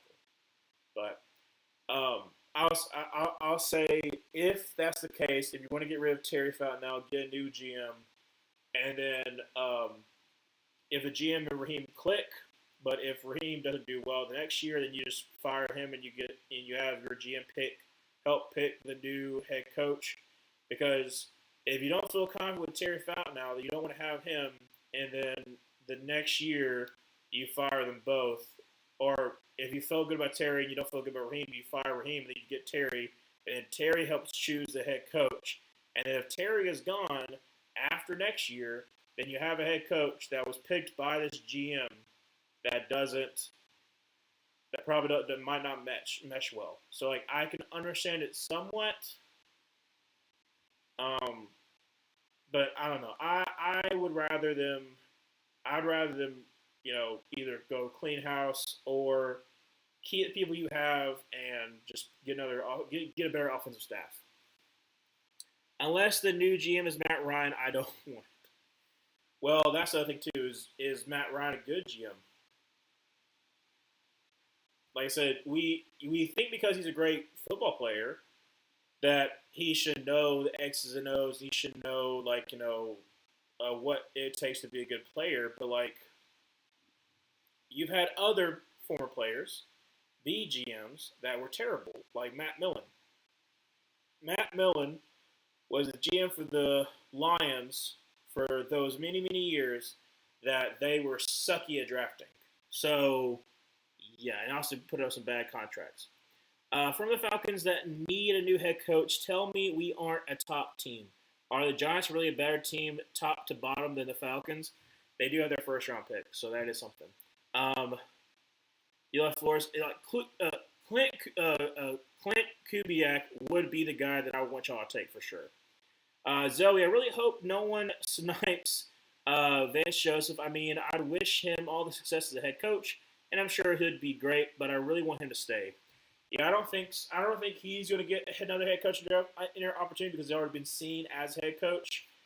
He might next year if Denver's defense is still good, but I'm thinking more so Jeff Hafley or Jesse Minter. Both of them are younger than Vance Joseph, and they haven't really had an opportunity to be a head coach in the NFL yet. So they would get probably more opportunities than Vance Joseph. The kickoff went out of bounds, out of the back of the end zone. So it's going to be first down, 10 at 35-yard line. Bryce Young under center. Rico down the backfield, down 13-7. Going to be a handoff to Rico Dowdle. He's going to try the middle. He's going to get up to about the 37, 38-yard line. So nice getting there about 3 yards. This will be second down 7. I do expect us to try to run the ball this half because, like I said, we have like I said 5 yards, so kind of need to. We'll take a nice little swig.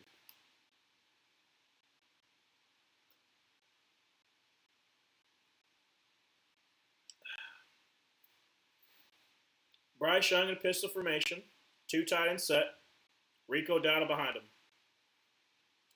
Drops back a pass, throws, and that's going to be caught, and that's going to be Jalen Coker, about 2 yards short of the first down by the 43-yard line. All right, I'll take that. Third down 2. Looks somewhat drier. Yeah, like I said, I was told that it was supposed to be a little bit wetter, but it doesn't seem that way. It seems like it's more like a light misting right now. But it could definitely pick up. All right, so Bryce Young going to be in shotgun formation. Chuba Hubbard to his right. Since Jalen Coker in motion him back over. And going to be a quick throw to Jalen Coker. Going to be caught, but it'll be 4th and 1 from about the 44-yard line. Definitely going for it.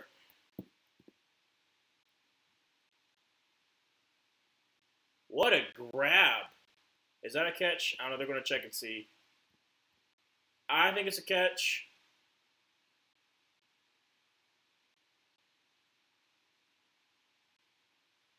Yeah, it's a catch. It's 4th and 1. Bunch to the left. Going to send. Going to be hand to Chuba Hubbard, who's going to get the first down. Gain of about 2 yards. Well, actually 3 yards. First down 10 for the Panthers. A little bit risky, but I'd rather take that than us just punt it away.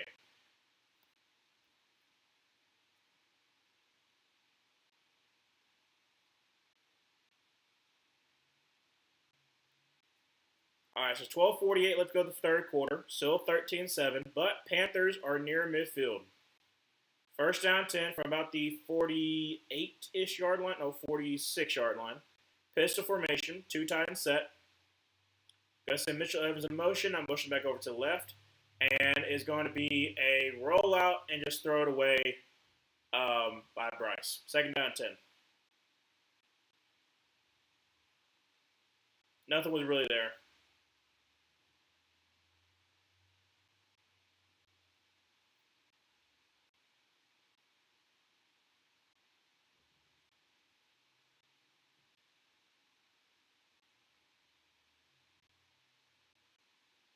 They're showing there should have been a hold. It is what it is. There's always a hold in every single play. Pretty much. Second down 10. Bryce Young going to be in, let's see here, shotgun formation. Rico down to his right. Drops back to pass. And is going to step up in pocket. Is going to throw on the run. That's going to be caught. That's going to be Teddy McMillan up to the 34-yard line. First down 10 for the Panthers. Let's freaking go. All right, T-Mac. Let's see, how much more yards does he need to get his 70? Well, 71. But a great job there by Bryce Young. Like I said, moving up in the pocket, throwing on the run.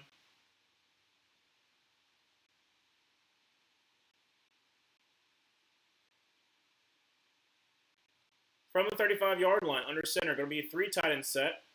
Sends Tremaine in motion over to the left. Going to be a backwards pass to Rico Dowdle. They say incomplete. Okay. That was definitely a backwards pass, so it definitely should have been a live ball, but okay. Yeah, it's a backwards pass. That's for sure a backwards pass. That should have been a live ball. I'd hate the fact they blew that dead. Second down 10.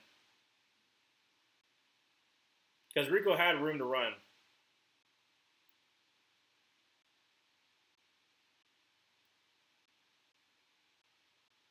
Well, it doesn't matter. Like, you can't... Hold a second. No.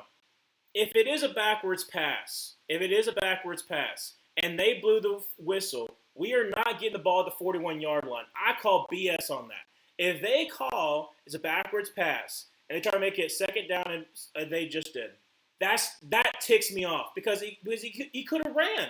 He could have ran. That, oh my gosh, that takes me off.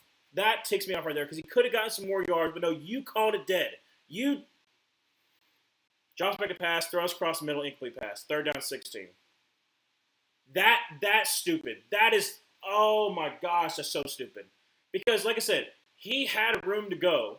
He had a room to go. You called it dead. That's on you. You called it dead.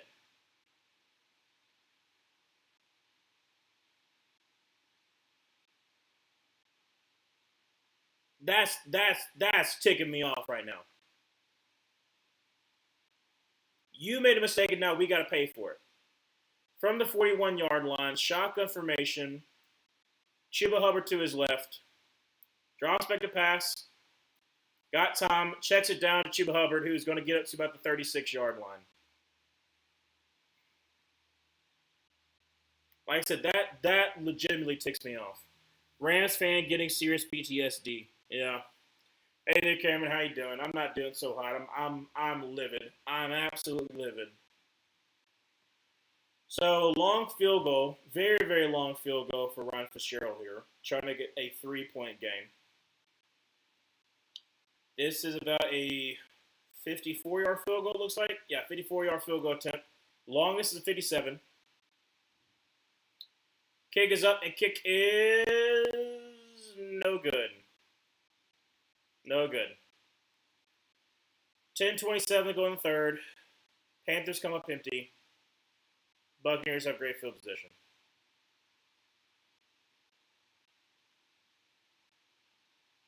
Yeah, Bryce is going after that ref. He's like, yeah, that's like literally. If you show it again, like Rico had room to run. Like you called it dead. You called it dead. That's what's taking me off. Because if you don't call it dead, we could have picked up some more yards. But instead, it's a 6-yard loss. That's what's stupid. I mean, Brad Allen's not a great referee, anyways. His crew makes terrible mistakes all the time, but that one ticks me off.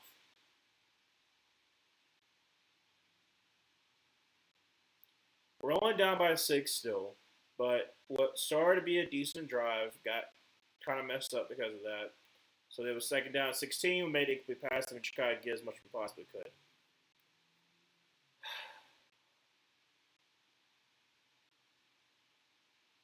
Brad Allen, man, that's kind of referee is.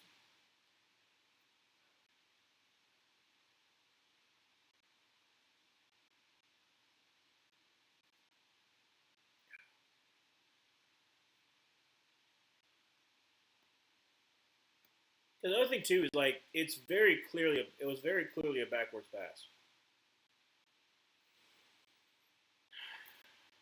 It's okay. It's all good. We're still only down by 6. But if the Bucks score on this next drive, I'm going to be very ticked off. Very ticked off.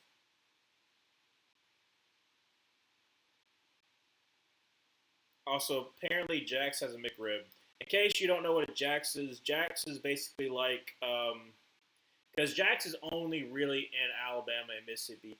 There might be some Jax in uh, Georgia, maybe. But I know for the most part, there's only really Jax in Alabama and Mississippi. But it's basically like a. What's the best way to describe a Jax? I don't know the best way to describe Jax. Okay, so like it has its like it's got its bone-in chicken, it's got chicken fingers, it's got burgers, it's got hand-spun milkshakes. I'm trying to think what the best like comparison there is, but not really. Run about 5 yards for Bucky Irvin there. So second down 5. I still can't think of like a good like explanation for Jax, but it's good. It's pretty good. Especially they also have breakfast. The breakfasts are pretty good too. Biscuits.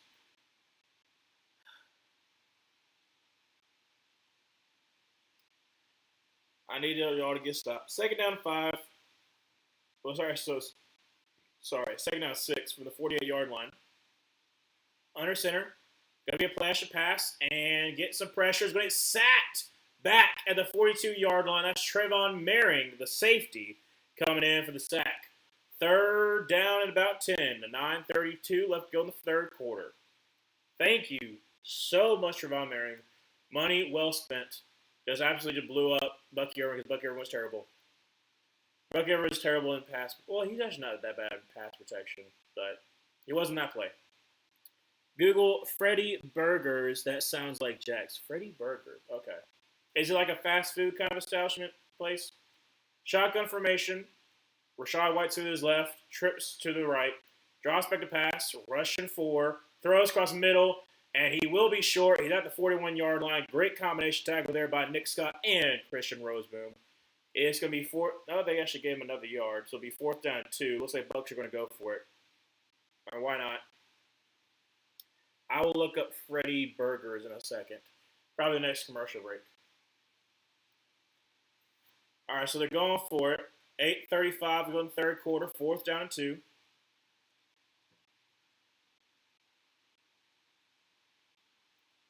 Baker going to be in shotgun formation. Rachaad White to his left. Going to send Chris Godwin in motion over to the right. They're trying to get some jump off sides. Yep, just trying to get a jump off sides. All right, so let me go check and see this Freddy Burgers place. I swear I've seen the Jack's logo before, but I've never been. Freddy's is a fast food place. Okay, so Freddy's Burgers. Oh, wait. Is Freddy's talking about the one with the has ice cream and all that? Talking about like the red one? Yeah, Freddy's, like the frozen custard steak burgers. This? Yeah. There's one in Opelika, which is, like I said, whenever we went to like the Opelika movie theater, there was one that's right close by the movie theater. Very good, very tasty, a little pricey for my taste. Yes, it is a little bit pricey, but yes, Freddy's. Okay, I was thinking of something different, but yeah, Freddy's. They have, like I said, their custard's pretty good. But yeah, no, they've been they're a little bit pricey, but like they're right there by the Opelika movie theater. Punt is underway, and it's going to be fair caught at about the 6-yard line, 6 or 7. But yeah,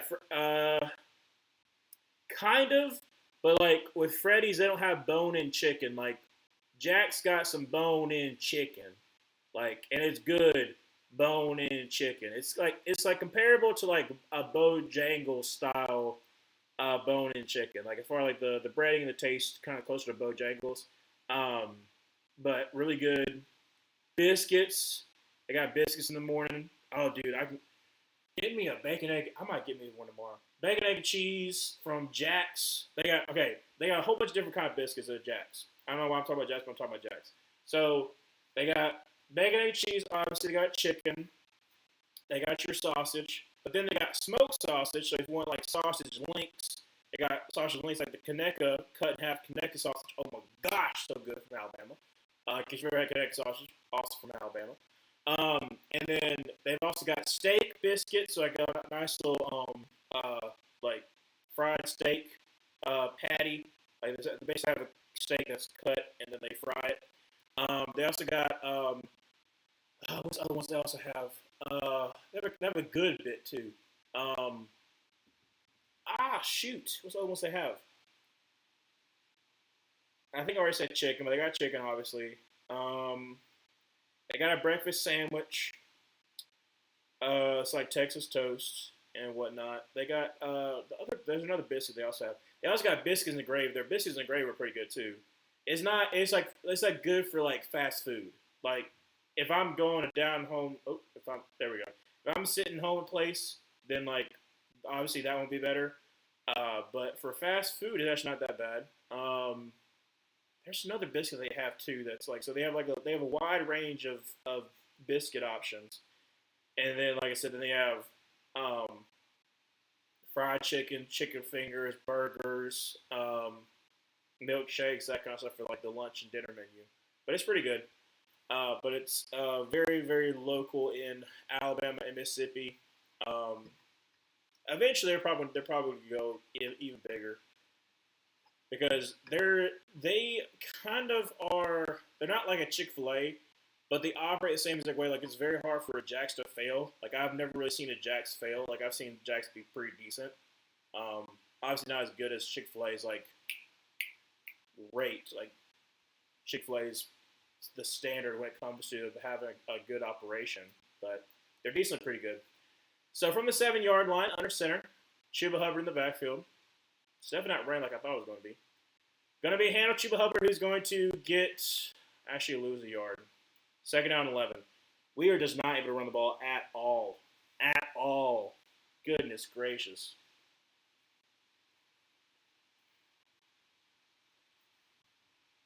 Second and 11.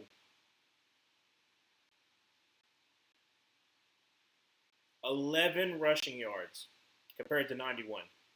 11. Empty set for Bryce here. Trips to the left.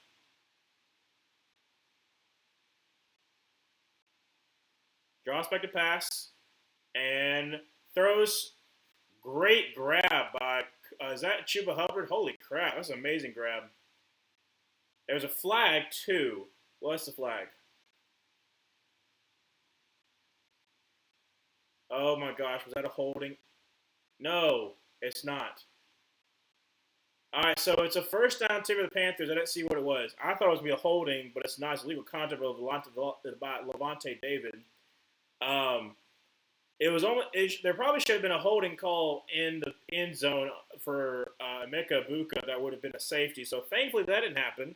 But it's first down tip for the Panthers. Still down 6. 7:21. Let's go in third.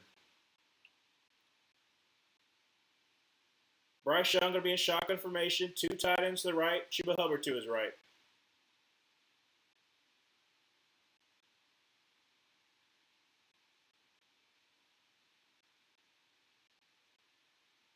Going to send Tommy Trimble in motion over to the left. Draws back to pass. Got time. Checks it down to Tommy Trimble, who's going to get to the 20 up to about the 24, 25-yard line. First down tip for the Panthers. Manuel, I think it's very Southern how we went from talking about footballs to fried chicken to all types of biscuits you can get. Well, yes, it is very Southern of us, but it's what we love. What we love is good food. It's good seasoned food. That's the other thing too. Good seasoned food. Not a dig, but kind of. First down 10 from the 20. First down 10 from the 24-yard line. 6:45 to go in the third quarter. Shotgun formation. Chuba Hubbard to his right. Going to be a hand of Chuba Hubbard, who's going to be patiently waiting and kind of sidesteps. Gets about 5 yards up to the 29-yard line. Second down 5. Yeah, I will talk a lot about food if you give me if I give me a little avenue talking about food, I'll talk about some food. Obviously, you can tell. Sorry. Second down 5 from the 29-yard line. I think 29-yard line. Under center, 2 tight ends to the right. Chuba in the backfield.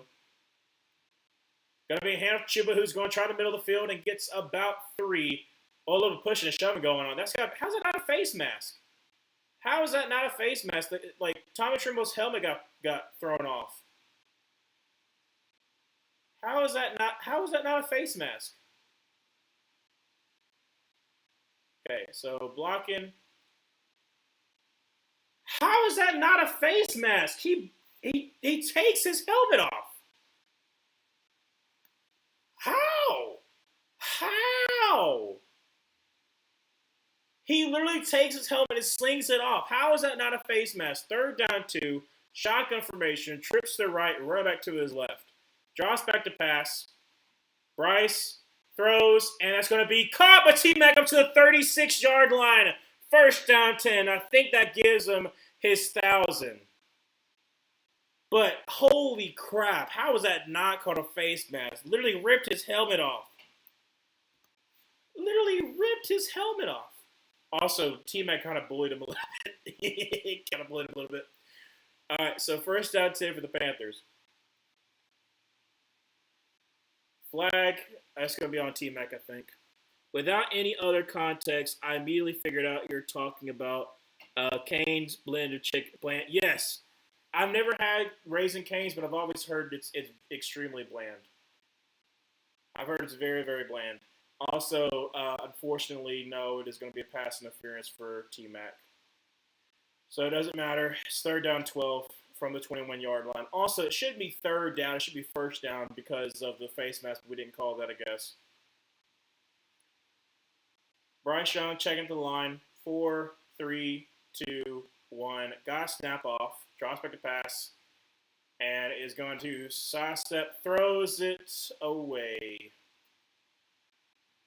Fourth down at 12. Got to punt away. But I'm sorry, but like, how do you miss that bad of a face mask on Dennis? How?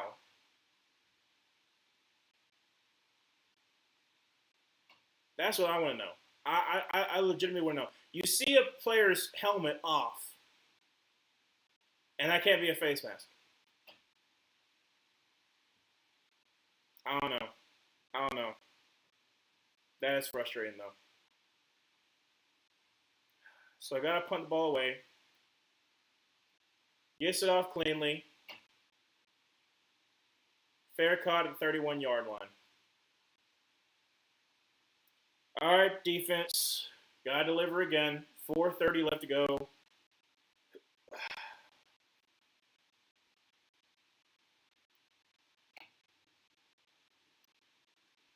So, like, how in the world? How in the world do you miss that? Also, showing the commercial for the primate. I think, like, the family chimpanzee gets, like, rabies or something like that. And then, like, I don't know. That's all I get is like it's like a change in mood and something like that. So I'm assuming it's like I'm assuming it's like rabies. So it's like Cujo but with the chimpanzee, I guess. I don't know. Well, they're actually going on vacation. What it seems like. It seems like they're like in a pool hall or something like that. Anyways, it is what it is. Cameron, Cane's is expensive for chicken that tastes like a block of salt, but only hits when you don't eat after rehearsal after hours. To the end, I think that makes sense. Yeah, I think that makes sense. Like I said, if there's like all that you can eat, so the only thing you can eat like after a certain time, like like where you're craving it, I think it is. But I've never actually had Cane's. I just know that it's bland because, like I said, my friends have had it and my sisters had it, but I refuse to go there. So, will I ever have it? Maybe. But if I have an option, I'm not going to just try to test it out to see if my theory is correct. I'm gonna take my word for it and my friend's word for it that it's bad. And there's other chicken places you can go to, like so Jack's decent chicken. Like I said, if I had a choice, I probably wouldn't choose Jack's, but still got a decent chicken. Um, Zaxby's is okay. I think Zaxby's gets a little bit overhyped though, but it's okay. Obviously got other chicken places for like chicken tenders. Foo-Sackley's is pretty good. Foo-Sackley's pretty good. Another album. So Foo-Sackley's and Guthrie's, both of them from Alabama, both of them are pretty good chicken places. There is too many Guthrie's in Auburn. In the Auburn-Opelika area, there's like 6. It started in Auburn, but still, there's like 6 Guthries in just the tri-state, not tri-state, the like the Opelika and Auburn area. It's a college town, yes, we understand that, but there's way too many Guthries, too many daggum Guthries. But yes, Zoe, I have literally only heard of these chicken places in these streams. I know. I mean, you're in New Mexico, so it makes sense. Like I said, we're I'm talking about places that are like specifically in Alabama, so they're probably not going to have a place in New Mexico. But maybe, who knows? Maybe eventually they'll spread their wings and go out west. Who knows? I said Zaxby's. Sorry, under center, play action pass, and is going to dump it off to make a book up to 35. So he got out of bounds. Depends on the spot. Looks like the 38-yard line. So it'll be second down about 3 or 4. Zaxby's, on the other hand, that smacks a true Southern Institute. Like I said, it depends. Like I've had hit and miss with Zaxby's. Like every now and then it hits, but then sometimes like the fries aren't seasoned enough, and then like the chicken's usually okay. But I've gotten sick a time or two going to Zaxby's, so that's the reason why I'm like hit or miss. From the 39-yard line, under center, going to be a handoff. That's going to be Bucky Irvin, who's going to get the first down. Gain of about 2. So if he gets it right down there at the line to gain, and then obviously just runs into Derek Brown, who Derek Brown's jersey looks all kinds of messed up right now. So 13-7, first down 10, 3:35 going third quarter. I need our offense to come forward. Like right now, our offense is not, and I'm getting a little bit frustrated.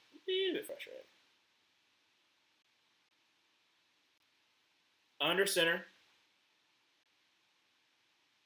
from the 42, first down 10.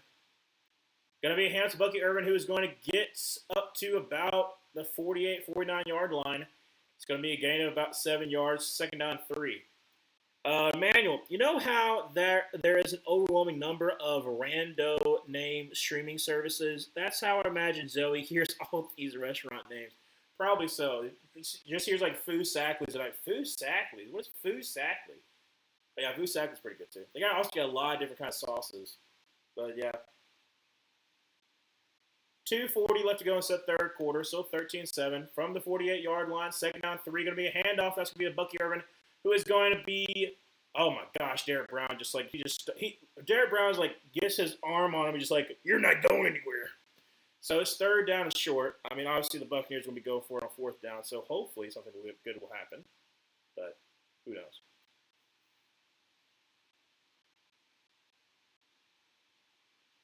All right, under center, third down 2 from the 50-yard line. Going to be a handoff, and that's going to be a first down, gains 3 yards, runs through Mike Jackson. Cameron, Canes is like the option for a California decently small college town. They place it downtown, so it's the most convenient thing. It needs some Skyline chili or some cookout over there. I've never been to Skyline chili. I just hear it's like always like what a lot of people talk about for the Midwest. Now, cookout slaps sometimes, but it's usually when it's like 2 a.m. I need something to eat because I'm studying. I've been studying for a lot, and so they open until like 4 a.m. at Auburn. So we would just make like cookout runs from the 48-yard line. Play action pass, getting some pressure. He's going to get almost got sacked. Now rolls out. Is going to throw this one down the field, incomplete. Please don't test a flag, and there's a flag. So it's going to be first down 10 for the Panthers. Emmanuel, that is exactly what it's like. You know, pass interference on the offense.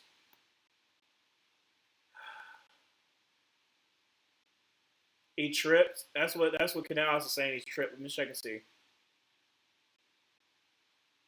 Yeah, he tripped. What? Oh my gosh. This is ridiculous. He literally did trip. From the 35-yard line, this is ridiculous. Under center, 2 tight end set. Got Sean Tucker in the backfield. Going to send K-Dot into motion up to the right. Going to be a handoff, and that's going to be stuffed immediately. Only gains about it loses a yard. Second down 11. Canes is what I imagine a white girl from California would make after attending an SEC school and claim it's authentic Southern fried chicken. That's pretty funny. That is actually pretty funny. It is, I don't know. Like I said, I've never had it before, so I can't compare it to anything. But it's like a known thing that it's unseasoned, and yet like you see a lot of it just popping up. Like it's like still a popular brand. Shotgun formation.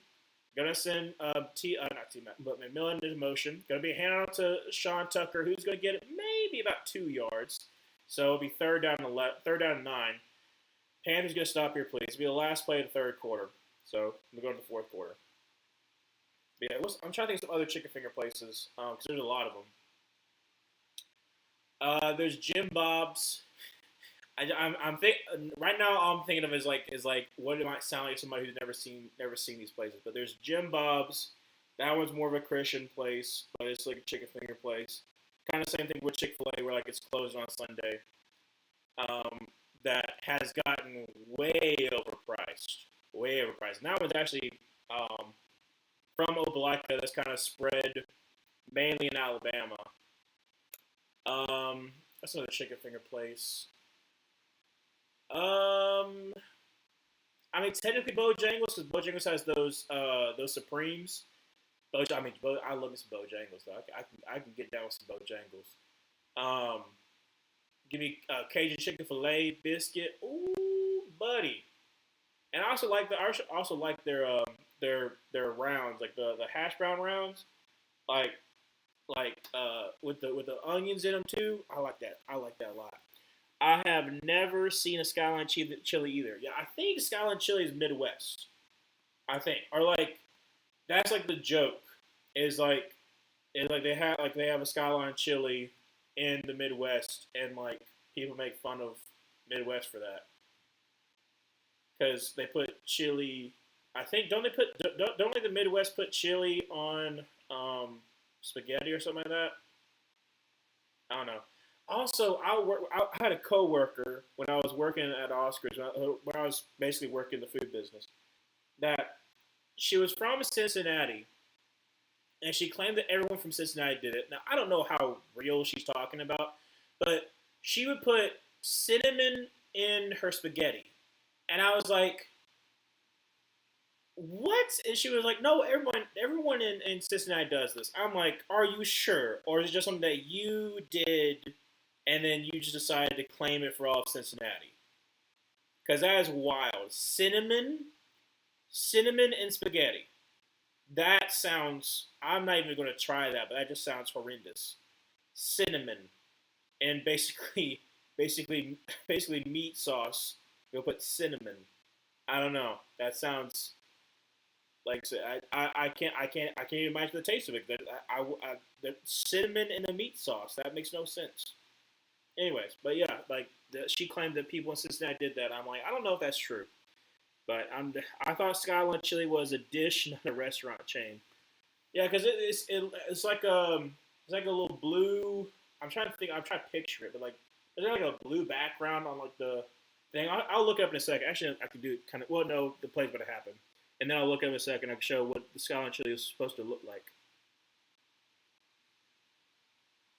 Because I've seen one before. Because like I went up to Ohio to go to Cedar Point for my senior trip, and I saw Skyline Chili, but I obviously did not want to go.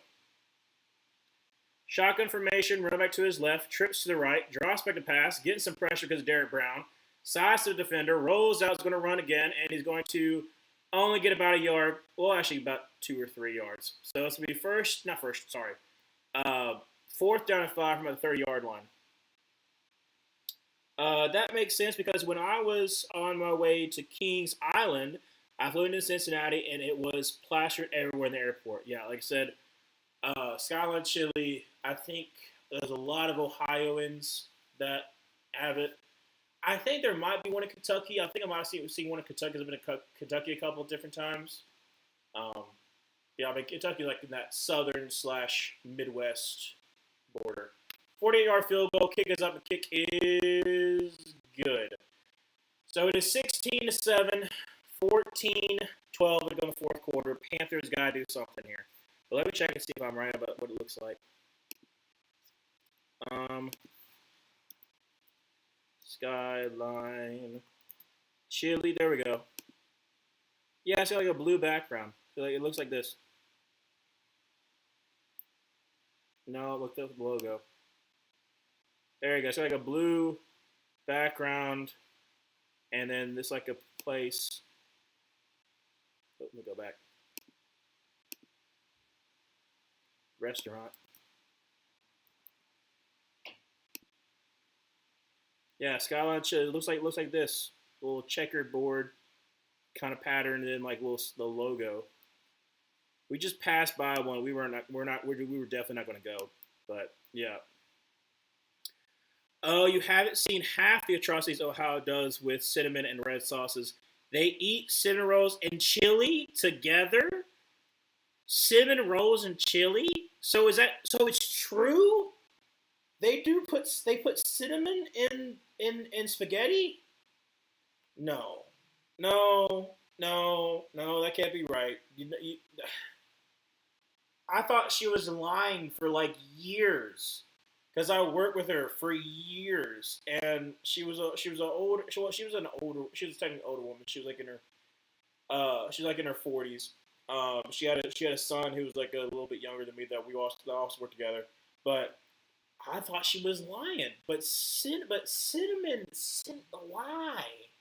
I mean, granted, like I've never tried it, so who knows? Maybe, but like, who think like my grandfather had a saying, and anytime that something didn't sound good to him, he would be like, "That's some conflicting flavors," is what he would say. So like, you know how like people like would pickle a lot of different stuff. So like anything that would be pickled that probably shouldn't be pickled, he's like that'd be conflicting flavors or something like that. That sounds like some conflicting flavors. I might be wrong, but it just sounds not the best. Heinous, yes. As long as it's only a little bit of cinnamon that you mix it in with cooking the meat sauce, I can see that possibly working. I imagine it would make it a little more sloppy Joe esque, maybe. But then, like, wouldn't you just use brown sugar instead, like of cinnamon? Like that's what I would think of using is brown sugar. No, not mix it in. Full rolls with scoop of chili plopped on top. That just looks horrendous. Imagine a perfectly good Cinnabon cinnamon roll. You know the ones that's like like ooey gooey looking good. Like oh my gosh, it's like some like not cooked all the way, so it's like ooey gooey goodness. And you just plop some chili on top of that. That don't even look right. I'm trying to picture that. That don't even look right. I should be more invested in this game, but now I'm concerned about the Midwest. But then again, we have some weird stuff in the South too, so I'm not gonna say anything. Touchback, first down 10 from the 35-yard line. I mean, we got, what's that? Oh, ambrosia. Oh my gosh. I ain't never had ambrosia in my life, but it always looked disgusting. It's like, I don't even want to describe ambrosia, but ambrosia is also like, I guess, like a southern thing too. A lot of grandmas make it. My grandmother never made it, thankfully. She was actually a good cook. But some people make some in ambrosia, and horrendous looking. Look up some ambrosia. That kind of stuff is disgusting looking. Mayonnaise and pineapple and now disgusting. From the 35-yard line, pistol formation. Going to be a rollout throw. So we call this to John Coker, who is going to get about 3. Second down 7 from the 38-yard line. Google it. There's enough stock images on Google to make it not a one-off weird person. Wait, are we talking chili or actually chili like red and green? Oh, I think we're talking about chili, not chilies. My aunt made ambrosia for holidays. It was terrible. Yeah, it looks terrible. I don't know. Maybe it's not a southern thing, but I've seen some southern old people make it. It looks horrendous. Second down 7, shotgun formation, drops back to pass, and going to be a dump off to Rico Dowdle, who's going to get up to the 40, up to the 45, up to the 50, up to the 45, up to the 40, down to about the 38-yard line, first down 10 for the Panthers, down by 9, 13-20 left to go in the fourth quarter, but we're in field goal range, we're in scoring range. Just don't screw it up. I'd rather score a touchdown. Obviously, but still. The nice little screen pass to Rico Dowdle. So obviously can't run the ball. I snagged the cherries off the top when I was little, though. That makes sense. Yeah. I do love me some cherries. From the 38-yard line, shotgun formation, run back to his left. Going to be a throw to Leggett. Gets up to 32, so nice gain there, about 5 yards, second down 5. Red sauce chili, yeah. Southern type of chili sauce, red meat sauce on cinnamon rolls. Yeah, that's what I'm saying. Like, that just sounds horrendous. That really does, like, I don't know. All right, second down 5.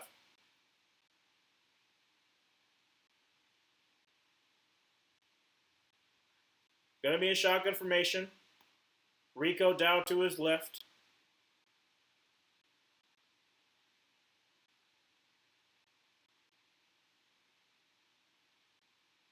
Flash a pass and throws a little floater incomplete.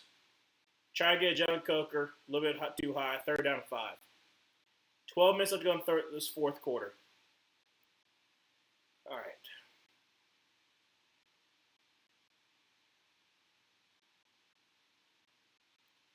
Yeah, Dennis came on a blitz. Nobody was there to pick him up, so he had to kind of throw off his back foot. On third downs, we were 0 for 6 so far. Not great. Third down and 5. Shotgun formation. Running back to his left. Trips to the left.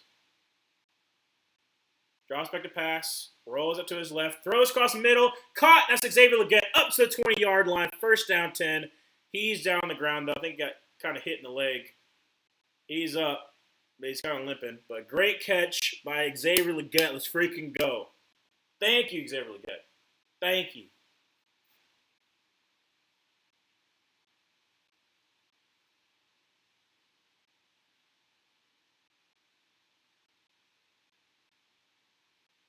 He did get hit like around the knee.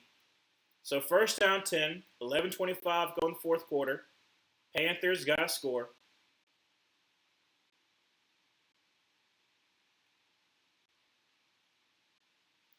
Gonna be it. Oh, shoot. It's a fumble. Oh, my gosh. It's a fumble. It's a fumble. It's a fumble. Buccaneers have it. Holy crap. We try to get cutesy. We try to get cutesy, and we decided to do a. Is that a flea flicker? Did hold a second. Did we just try to do a flea flicker? Did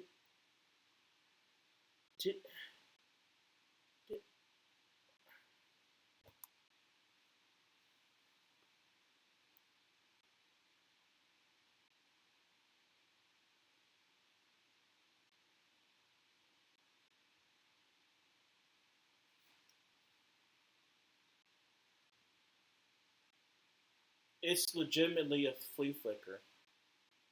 Why? Why? Why? Why in the world would you call a flea flicker?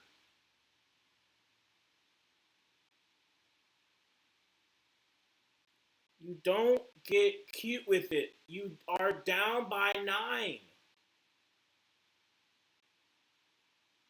That, oh my gosh, that.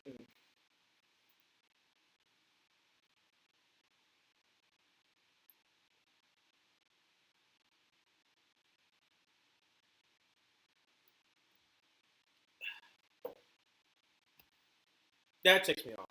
That ticks me off, dude. Why are we getting cutesy with it? Why?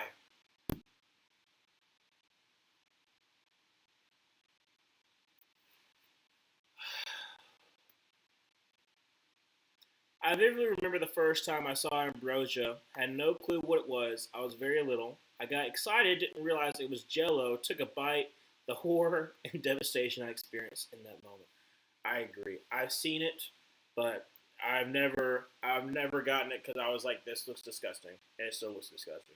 But ambrosia is something else too. Also, some people make pineapple casserole at like family functions. Also, I will say this too, and I know it's a stereotype with white people, especially some Southern white people, but I've never seen it actually in real life, so I don't understand it. But who in their right mind puts raisins in potato salad? I've never seen it in my life before, but it constantly gets brought up as like a white people thing, and I don't know, like, is that like a? I've never seen a single Southern white person ever put raisins um in potato salad, but like apparently it's something that happens, and I think that's the stupidest thing I've ever heard in my life. Who would think of put basically dried grapes and potatoes? Anyways, I'm still mad about a whole bunch of other stuff too. I'm mad at this game right now, but first down 10, but a handoff to Bucky Irvin, try the left side, who's going to get about 3. Second down 7.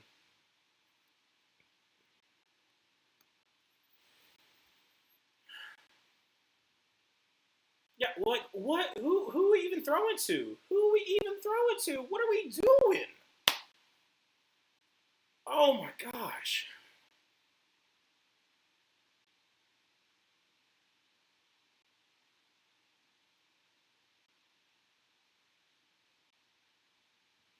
Your aunt had made it. That's what lured to you. Okay, I got you. You thought you could trust her, but no, you can't. Second down 6, under center, play action pass, and it's going to be a throw, and that's going to be a completion up to the 50-yard line. Tez Johnson. 10-13 left to go in the fourth quarter, down by 9. Oh, I have seen a raisin in potato salad enough times to know it's a thing. That's crazy. That is crazy work. That somebody decides to put a raisin in a freaking. Because I made potato salad a lot of times for, especially for work. Never would have thought to put a raisin in it. From the 50-yard line, we already looked defeated. 9:45 go in the fourth quarter. Shotgun formation, running back to his right. Going to be a handoff to Bucky Irvin. He's going to try the right side. He's going to get about 2 or 3. Kind of depends. 9:30 left to go in the fourth.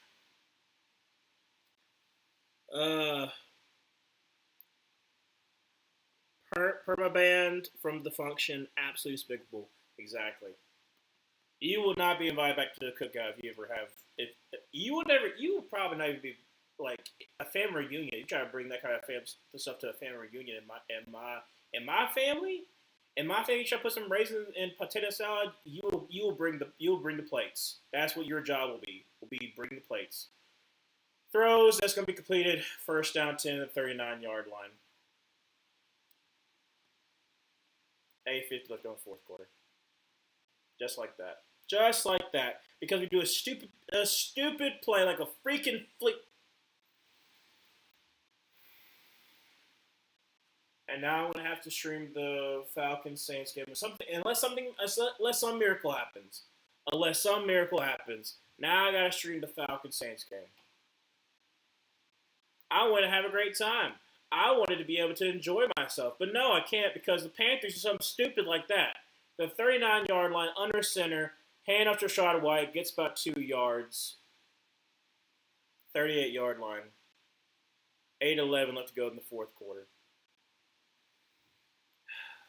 I never trusted any dish she brought ever again. Luckily, the rest of my family are good cooks. That is good. Yeah, the only one in my family that I know, I don't want to call them out. There's only one person in my family that I know can't cook because she was known just to not bring anything. Just bring herself, and that was it. Sometimes she would bring like KFC chicken, that'll be it. From a 38-yard line, play action pass, dumps off to K-Dot, and he's going to get the first down up to the 25-yard line. 7:30 left to go in the fourth quarter.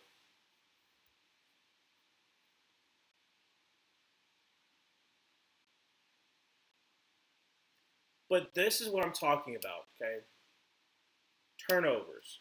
Stupid turnovers.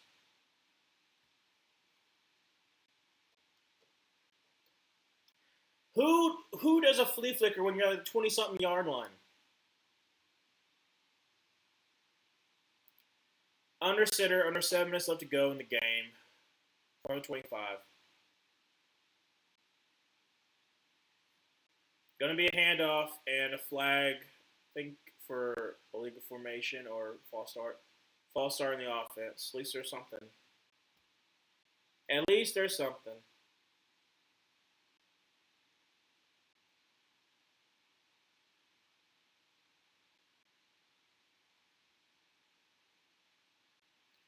It's okay, Luke. We're talking about other stuff now. We're talking about other stuff, Luke. We've been talking about chicken places in Alabama, we've been talking about people doing stupid stuff cooking-wise, like putting raisins in potato salad, and like how that's sinful. Yeah, at this point, because it's ridiculous. From the 30-yard line, shotgun formation, running back to the right. Going to be a hamster shot of White, who is going to get up to about the 25, all the way down to the 23-yard line. So nice game there. And it'll be second down about 7 or 8, something like that. So yeah, no, it's great. The fact remains is that we were moving the ball. So what made you decide you had to do a flea flicker? I still don't understand it. What in what world should you have to do a trick play where a person on a slippery surface has to suddenly stop? That makes no sense. Handoff to Rashad White, who is going to get up to about the 20-yard line to make it a third down and 5. 6 minutes left to go in the fourth quarter. Is there still a possibility that we could win this game? Maybe. Maybe. But we have to hold to a field goal here to make it 19-7, and then we have to score 2 touchdowns in about 5 minutes.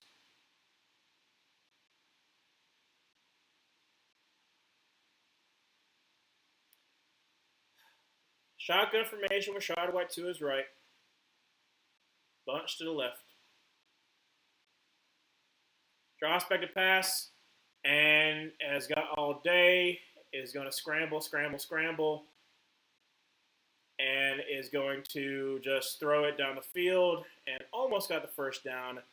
It's going to be a catch. It's going to be 4th and 2. Buccaneers more likely to go for it. Big Kirko. Yep, gotta believe. Don't worry, Kirk Cousins was going to get y'all in the playoffs. I sure hope so. No, his toe is out of bounds. It's going to be 4th and 5. Let's freaking go. I love my family's food, but do they struggle to season with more than a little salt and heat? Really? Oh, man, that sucks. And they love a well-done steak? Oh, man. That sucks. Oh, well done. Oh, man. Yes, challenge. Yeah. He didn't catch that ball. His toe was out of bounds. A well done steak would tick me off at work. Because, like I said, we would cook sometimes, like, have a steak. Because, like I said, where I worked at, we had a lot of different kind of stuff we cooked. Like, barbecue, chicken, seafood, burgers, steaks, sandwiches, like the fixins, that kind of stuff. Like I said, his toe is out of bounds for sure. Yeah, you can tell his toe is out of bounds. But yeah, like I said, that we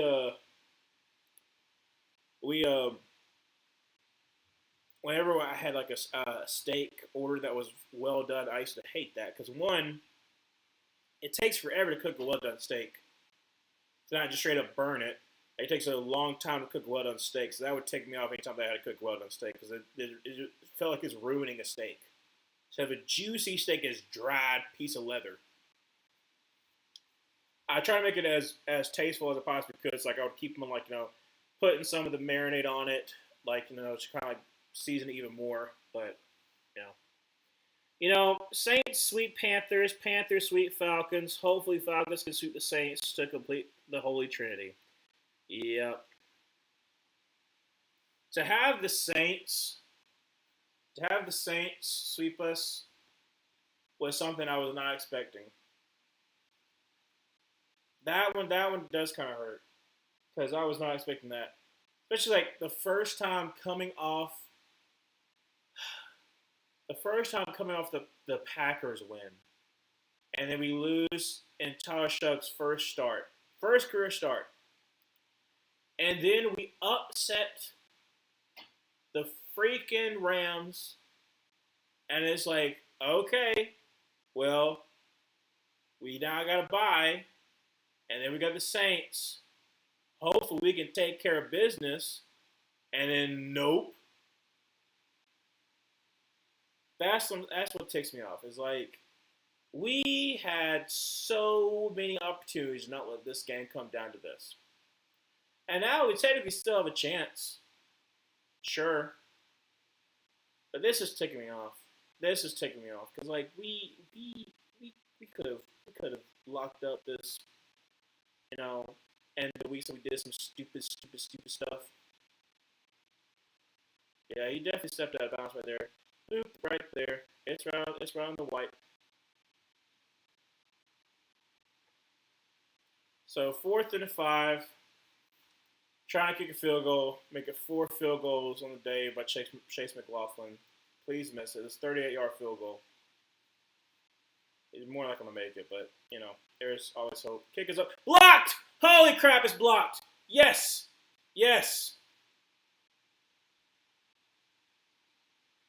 Don't touch it. Yes, Cam Jackson, the rookie. Holy crap. All right. Okay. So we have some life. Somewhat. Maybe possibly. It's still a 9-point game with 5 minutes left. Yep, it would have been good if not for Cam Jackson. Holy crap. Okay. Maybe. Possibly. Please, Bryce, come save us now. Oh, baby. Oh, my goodness. All right. So 5-12 look in the fourth quarter. 16-7. Not looking great, but we've seen miracles happen before. From the 28-yard line.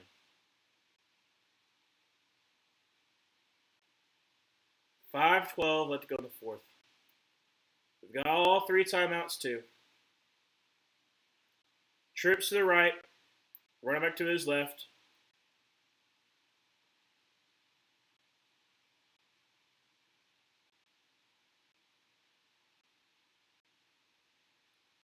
Bryce drops back to pass. Checks it down to Leggett. Gets about 5-ish yards. Second down 5.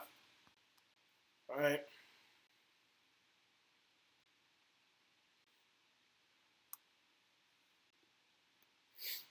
Trips to the left. Rico down to his right.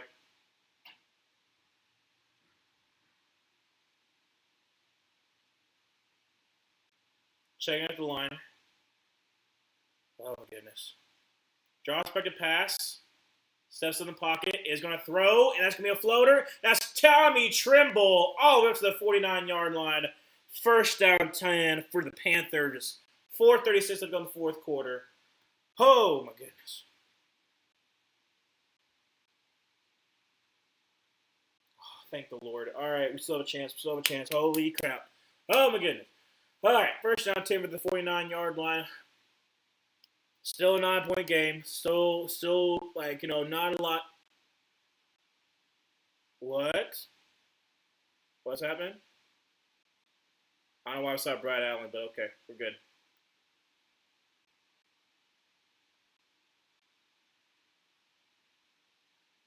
I don't know why, but we saw Brad Allen. I don't know why. Anyways, so actually from midfield, trips to the right, right back to his left, drops back to pass, and throws a screen pass to loses 5 yards to Rico Dowdle. Second down 15. Great.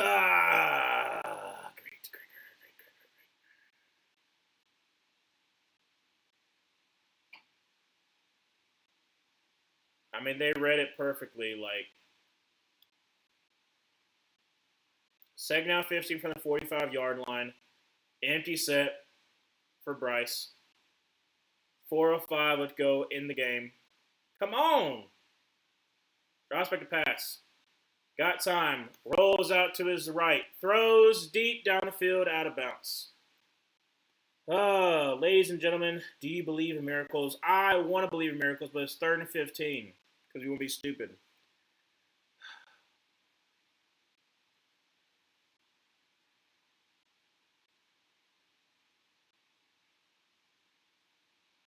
$3:55 to go in the fourth quarter.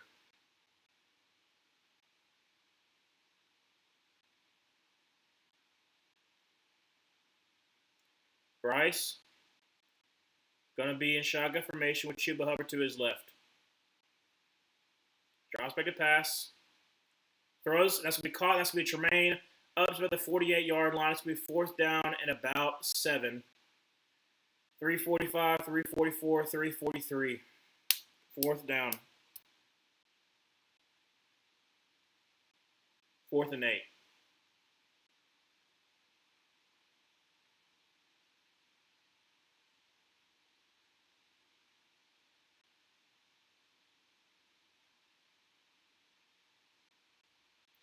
Come on, Bryce. 3:20. Shotgun formation. Chuba to his left. Trips to the left. Drops back to pass. And throws on his back foot. Holy crap! Holy crap! We're down to the 6-yard line. It's Ted McMillan. Holy crap! Oh, my goodness. Oh, my goodness. Oh, my goodness, on 4th down. Okay.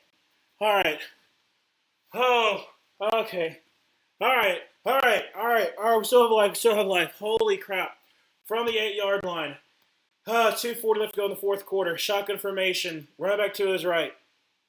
Drops back a pass, and Bryce has got some time. He's going to throw for the ends. Oh, just going to throw it out of bounds. That's fine. All right, we're good. We're good. T Mac, thank the Lord. Oh my gosh.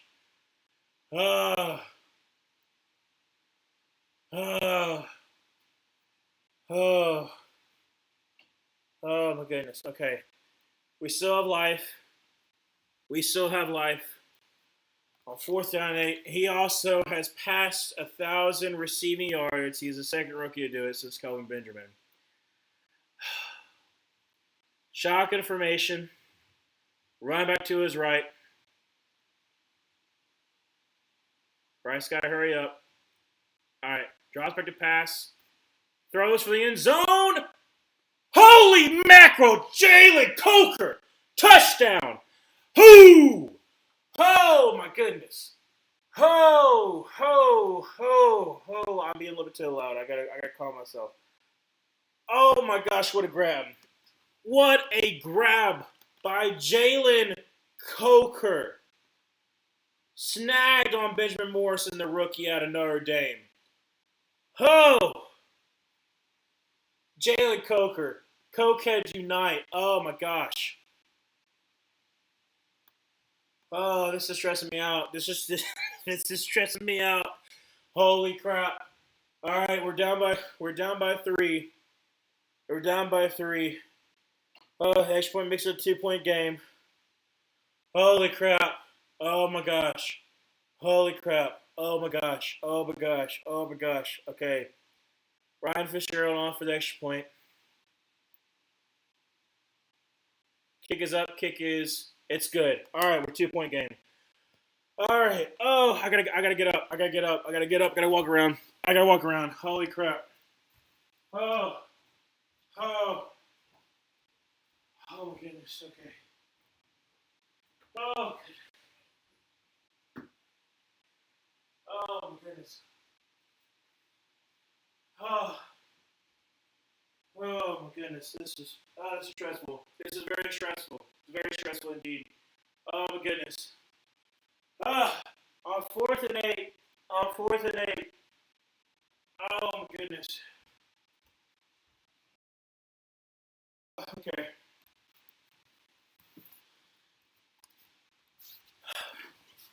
Swishing a root beer. Root beer. Oh my goodness.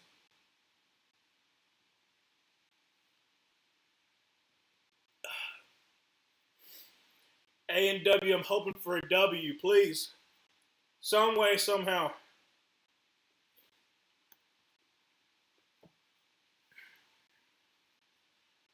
Oh my goodness. Okay, so 2:27. Let's go in fourth quarter. We got all 3 timeouts in TV and also a 2-minute warning. Oh, I'm sorry if I'm being a little bit loud. Ooh, baby. Oh. I'm feeling good right now, but I'm still stressed. Okay, kickoff's underway. Gotta trust our defense. Return to the 10, to the 15, up to the 20, up to about the 29-yard line. A little pushing and shoving going on. Oh, my goodness. Cokehead Unite is a crazy bar. Hey, you don't... Okay, Jalen Coker, undrafted rookie last year out of Holy Cross. The people who love Coker are known as the Cokeheads. So, in case you missed that, especially because you're not a Panthers fan, but yes, we who love Jalen Coker are indeed Cokeheads. That's what that's what we go by. I'm losing it. Ooh, woo, woo. And now the Reigns came back. Well, now it comes back. All right, so from the 29-yard line, going to be a handoff to Bucky Irvin. Gets about 2 or 3. Baker gets absolutely bodied. Why are you going help block, dude? You're going to get run over.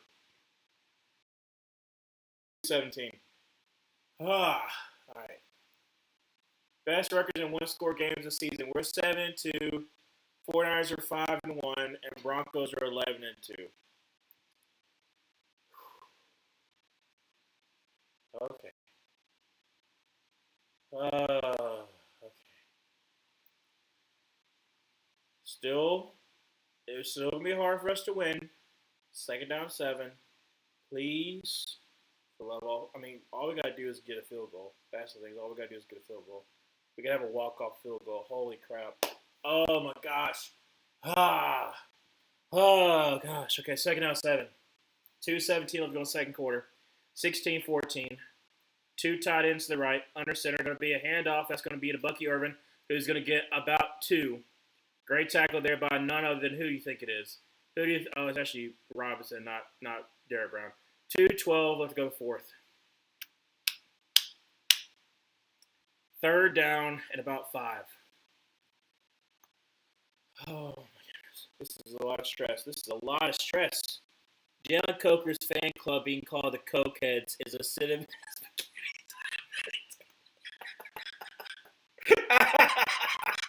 Okay, okay, all right. I get that.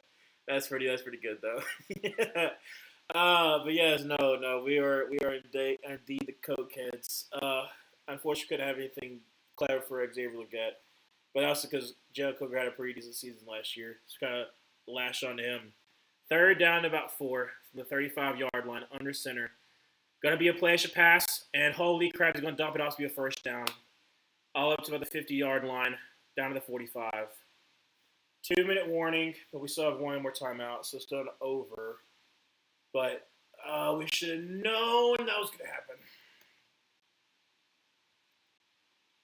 Oh, man. 2-point game. 2-minute warning. Panthers still have a timeout, but Cade Otton has been whooping us today. I mean, nobody's on him.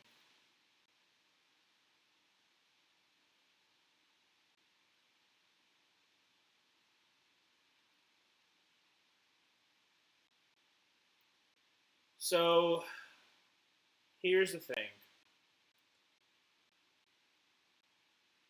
They're kind of out of Chase McLaughlin's field goal range right now. We still have one more timeout.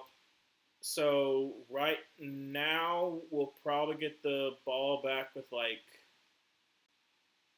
if we get a stop. Maybe 40-something seconds left. Now it's also going to be deep in our own side of the field. We couldn't get a stop. Well, it would have been nice if maybe, just maybe, we did do that flea flicker. Now it's come back to bite us. If only we had done the flea flicker, that would have been nice. That would have been nice. Because, we could have just kicked the field goal. Could have done that. But, nope.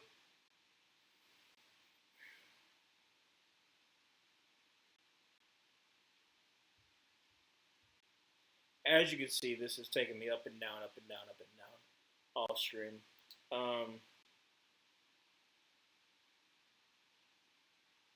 That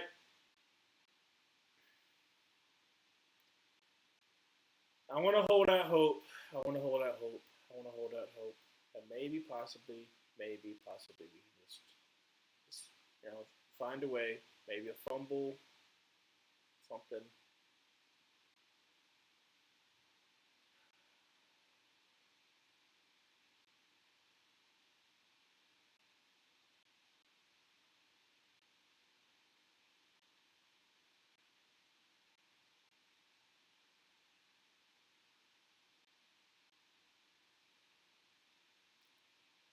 First down 10. Panthers are already playing in this is what we gotta do when we get the ball back. First down 10. From the 45, under center. Gonna send Chris Godwin in motion over to the right. Gonna be a handoff to Bucky Irvin, who is gonna get about a yard. Timeout's called. 1:56 left to go in the fourth quarter.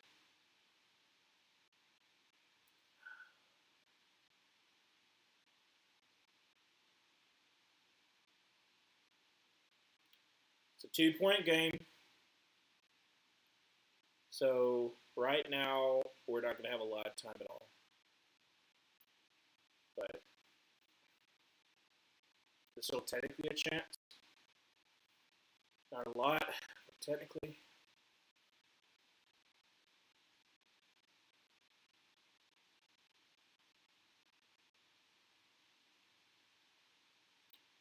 Under center, Bucky Irvin in the backfield.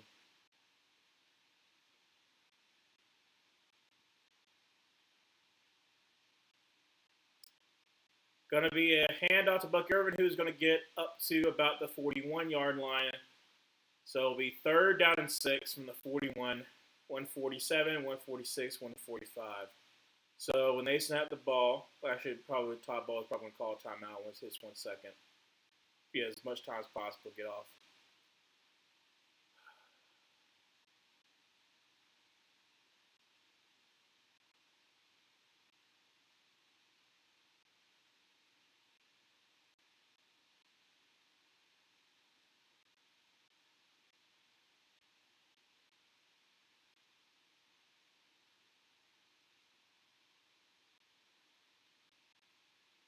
All right, so 111 left to go in the fourth quarter. First time I was called by the Tampa Bay Buccaneers. 3rd down and 6.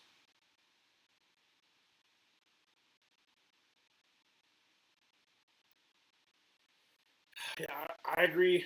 Zoe, we got to have something come on with the defense. It's 3rd down and 6.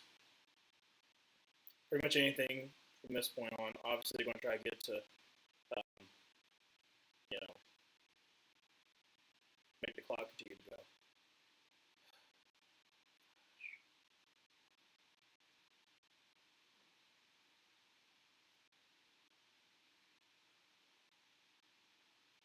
Gosh, I would love to have like a pick or a fumble or something.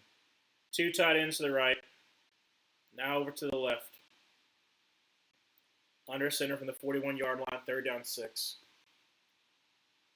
Gonna be a handoff to Bucky Irvin's gonna try left side. He gets up to about the 39-yard line. 103, 102, 101, 1 minute. So they will stop the clock with 1 second. We'll have about 30 something seconds.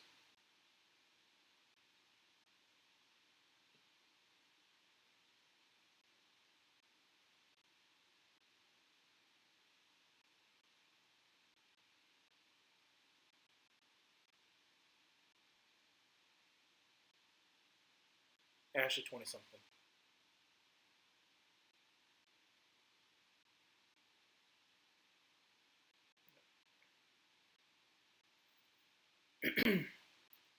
All right, so 24 seconds left in this game. 2 point game. Buccaneers took the delay game, are going to punt it away. So we'll have maybe 19 seconds. Maybe.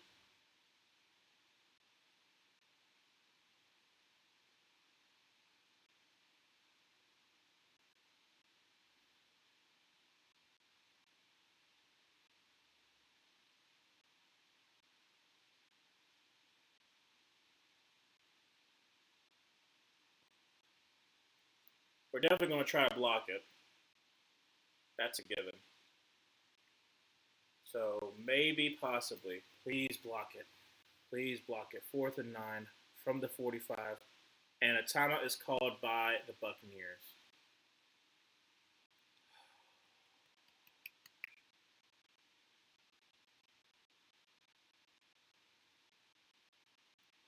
One timeout remains. Only the Buccaneers have it. 26 seconds.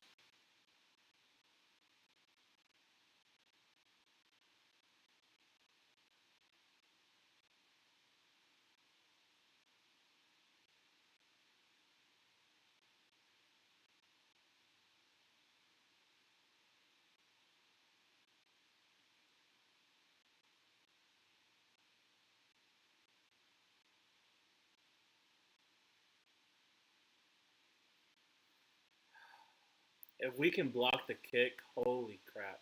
Please, please, please, please, please. I mean, nobody's back there to return because who cares? All right, come on, come on, come on. Kick is away.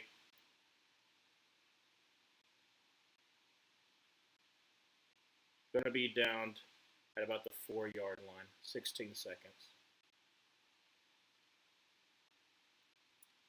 It will legitimately take a miracle. It will legitimately take the miracle of miracle. The miracle, the Miami miracle trumps this. If something happens, it'll trump this.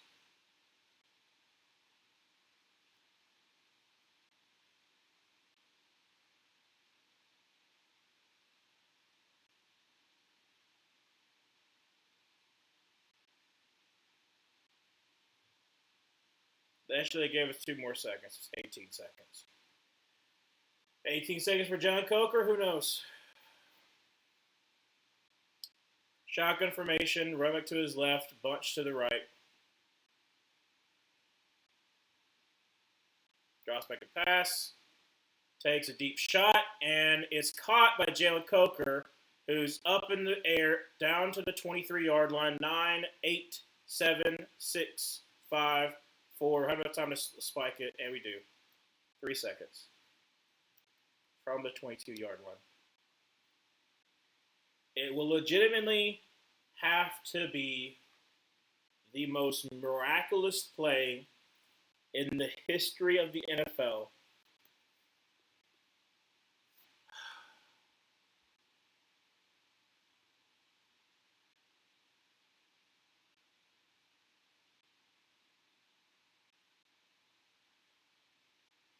Empty set for Bryce.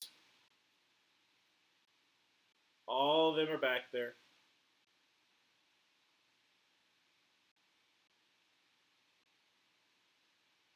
What are we waiting on?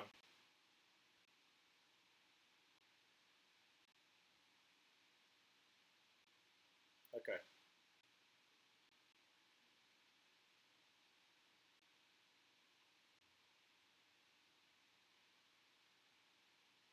Draws back to pass. Throws. That's going to be Jalen Coker. It's going to be hook and ladder. Up to the 40. Back to Damian Lewis. And the game is over. Bucks win 16-14. Now it comes down to the Saints-Falcons game.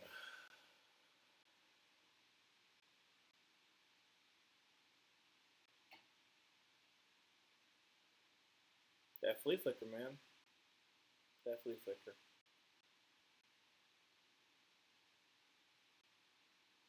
We had a shot of winning the division easily today. But no. So now I'll come down to, can I trust Kirko Chains to beat the Saints?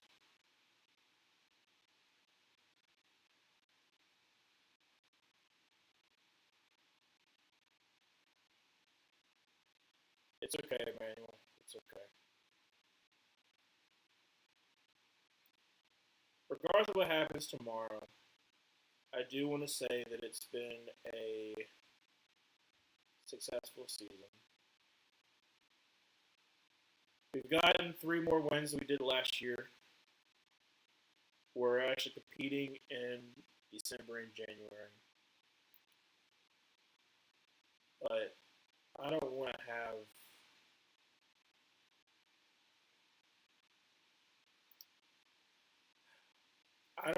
have these pity, like, going in the right step kind of stuff. So it's imperative that you do have that when you're a young team that's trying to get better.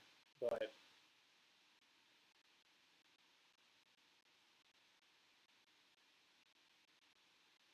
we didn't get it done. They're on the jumbotron. They were showing the fumble, the flea flicker fumble. That's a huge deal. Because that's a possession. That's no, that's not just possession. That's a score. That's either a touchdown or a fumble. So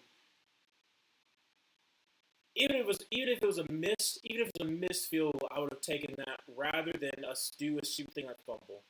Us not executing like a field goal, I would have been upset, sure.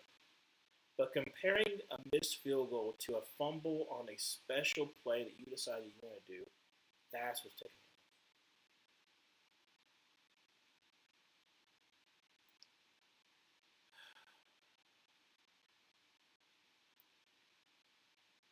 Panthers will not have a winning record. The NFC South will not have a winning record, and it will be determined tomorrow. Saints Falcons. So I will be streaming that game. So I will indeed be streaming two games tomorrow. In about 30 minutes, the Seahawks 49ers game will be going on. Um, so I'll be streaming that. I'm trying not to be as Debbie Downer as I am right now, but I feel awful. I feel really.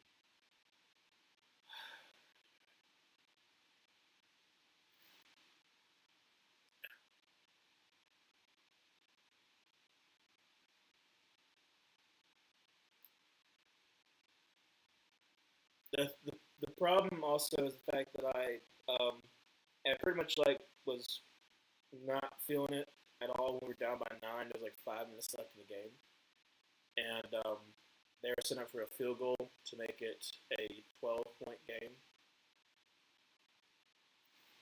And so I was like, well, he's probably gonna make it, and then we'll have to score 2 touchdowns. But they blocked it, and then on fourth down, an absolute like bomb to T Mac to get him his 1,000, and then amazing throw, Jalen Coker. The problem is that could have been a touchdown winning drive if he hadn't fumbled that last drive. Could have been. But now we got to depend on somebody else instead of our own self. We got to depend on somebody else to win the division.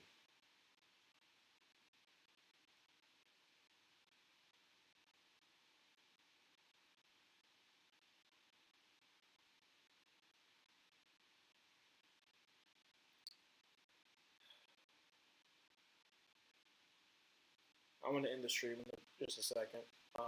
I appreciate y'all being here, and then like I said, more likely being here in just about 30 minutes or so. But I'm not feeling great. I'll be rooting for y'all tomorrow. That sadly means I have to root for my own team. That's pretty funny. But yeah, I'll see y'all in about 30 minutes. Okay.